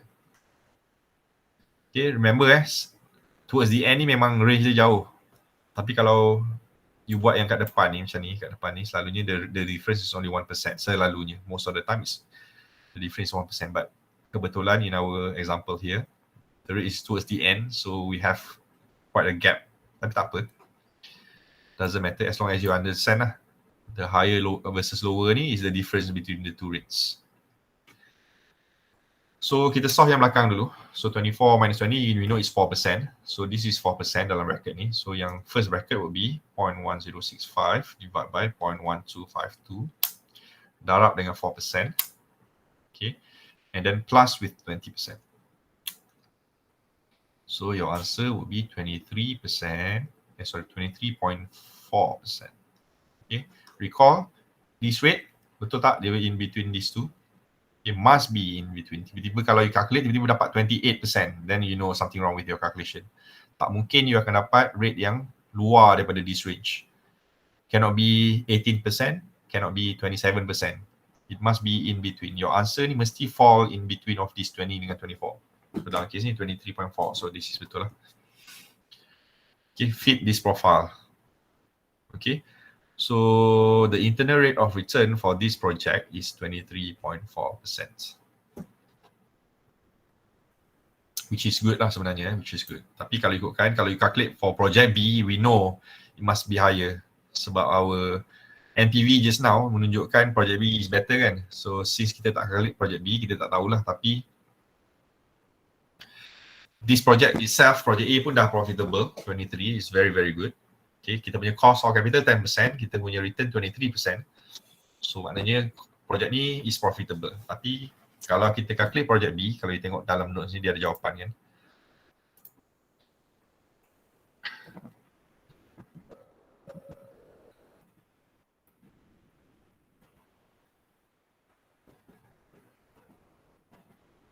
Oh, dalam case ni projek B lagi rendah, sorry. Projek B is lower. PI dia, sorry, IR dia lagi rendah sebab dia punya cash flow tu besar dekat ujung tahun. So for IRR, it indicates that project A is better dalam case ni. Okay, project A is better.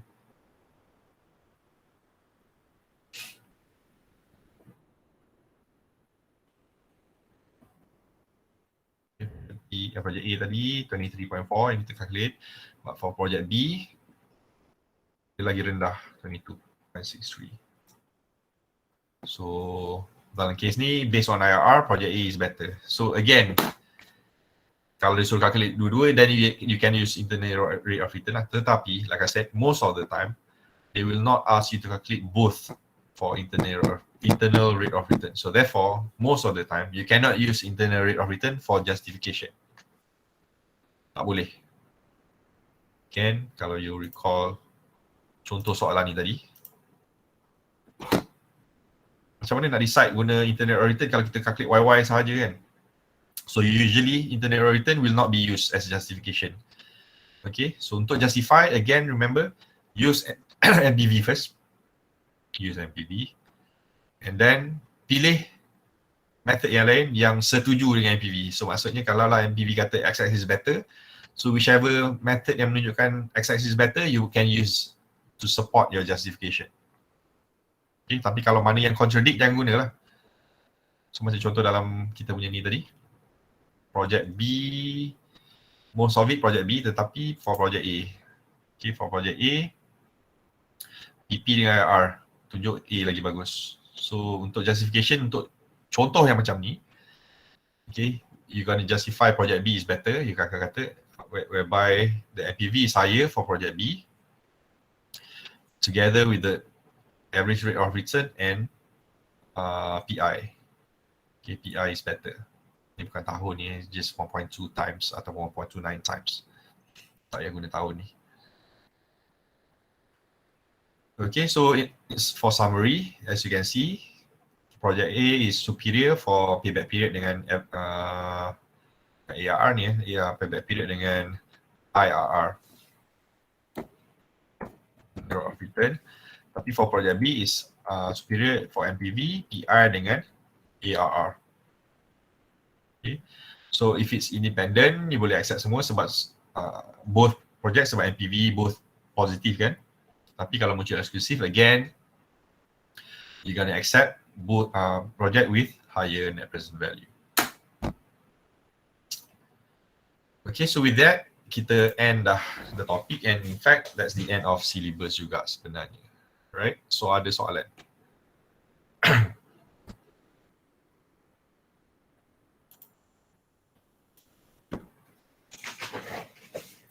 So for your test, okay, your final test number 2, dia akan masuk semua. They will be for all.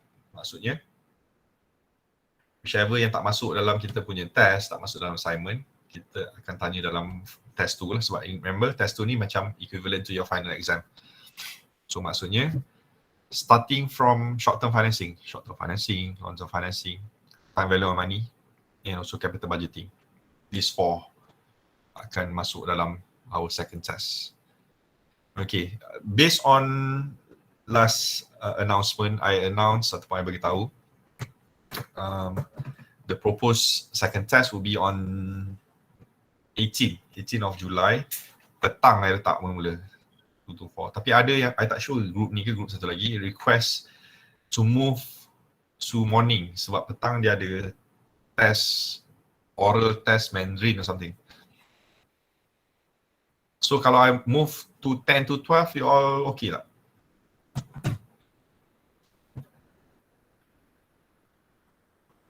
Berapa hari bulan tadi, sir?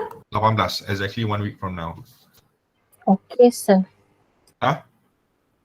10 to 12, okay. Boleh so I akan update balik dalam future tu, our new time on the 18 18 tu memang kita dah fix sebelum ni pun, cuma time tu sebelum ni I letak petang. So I move earlier to 10 to 12 ya. So like I said, test tu nanti akan masuk short term financing, long term financing, time value of money dengan capital budgeting.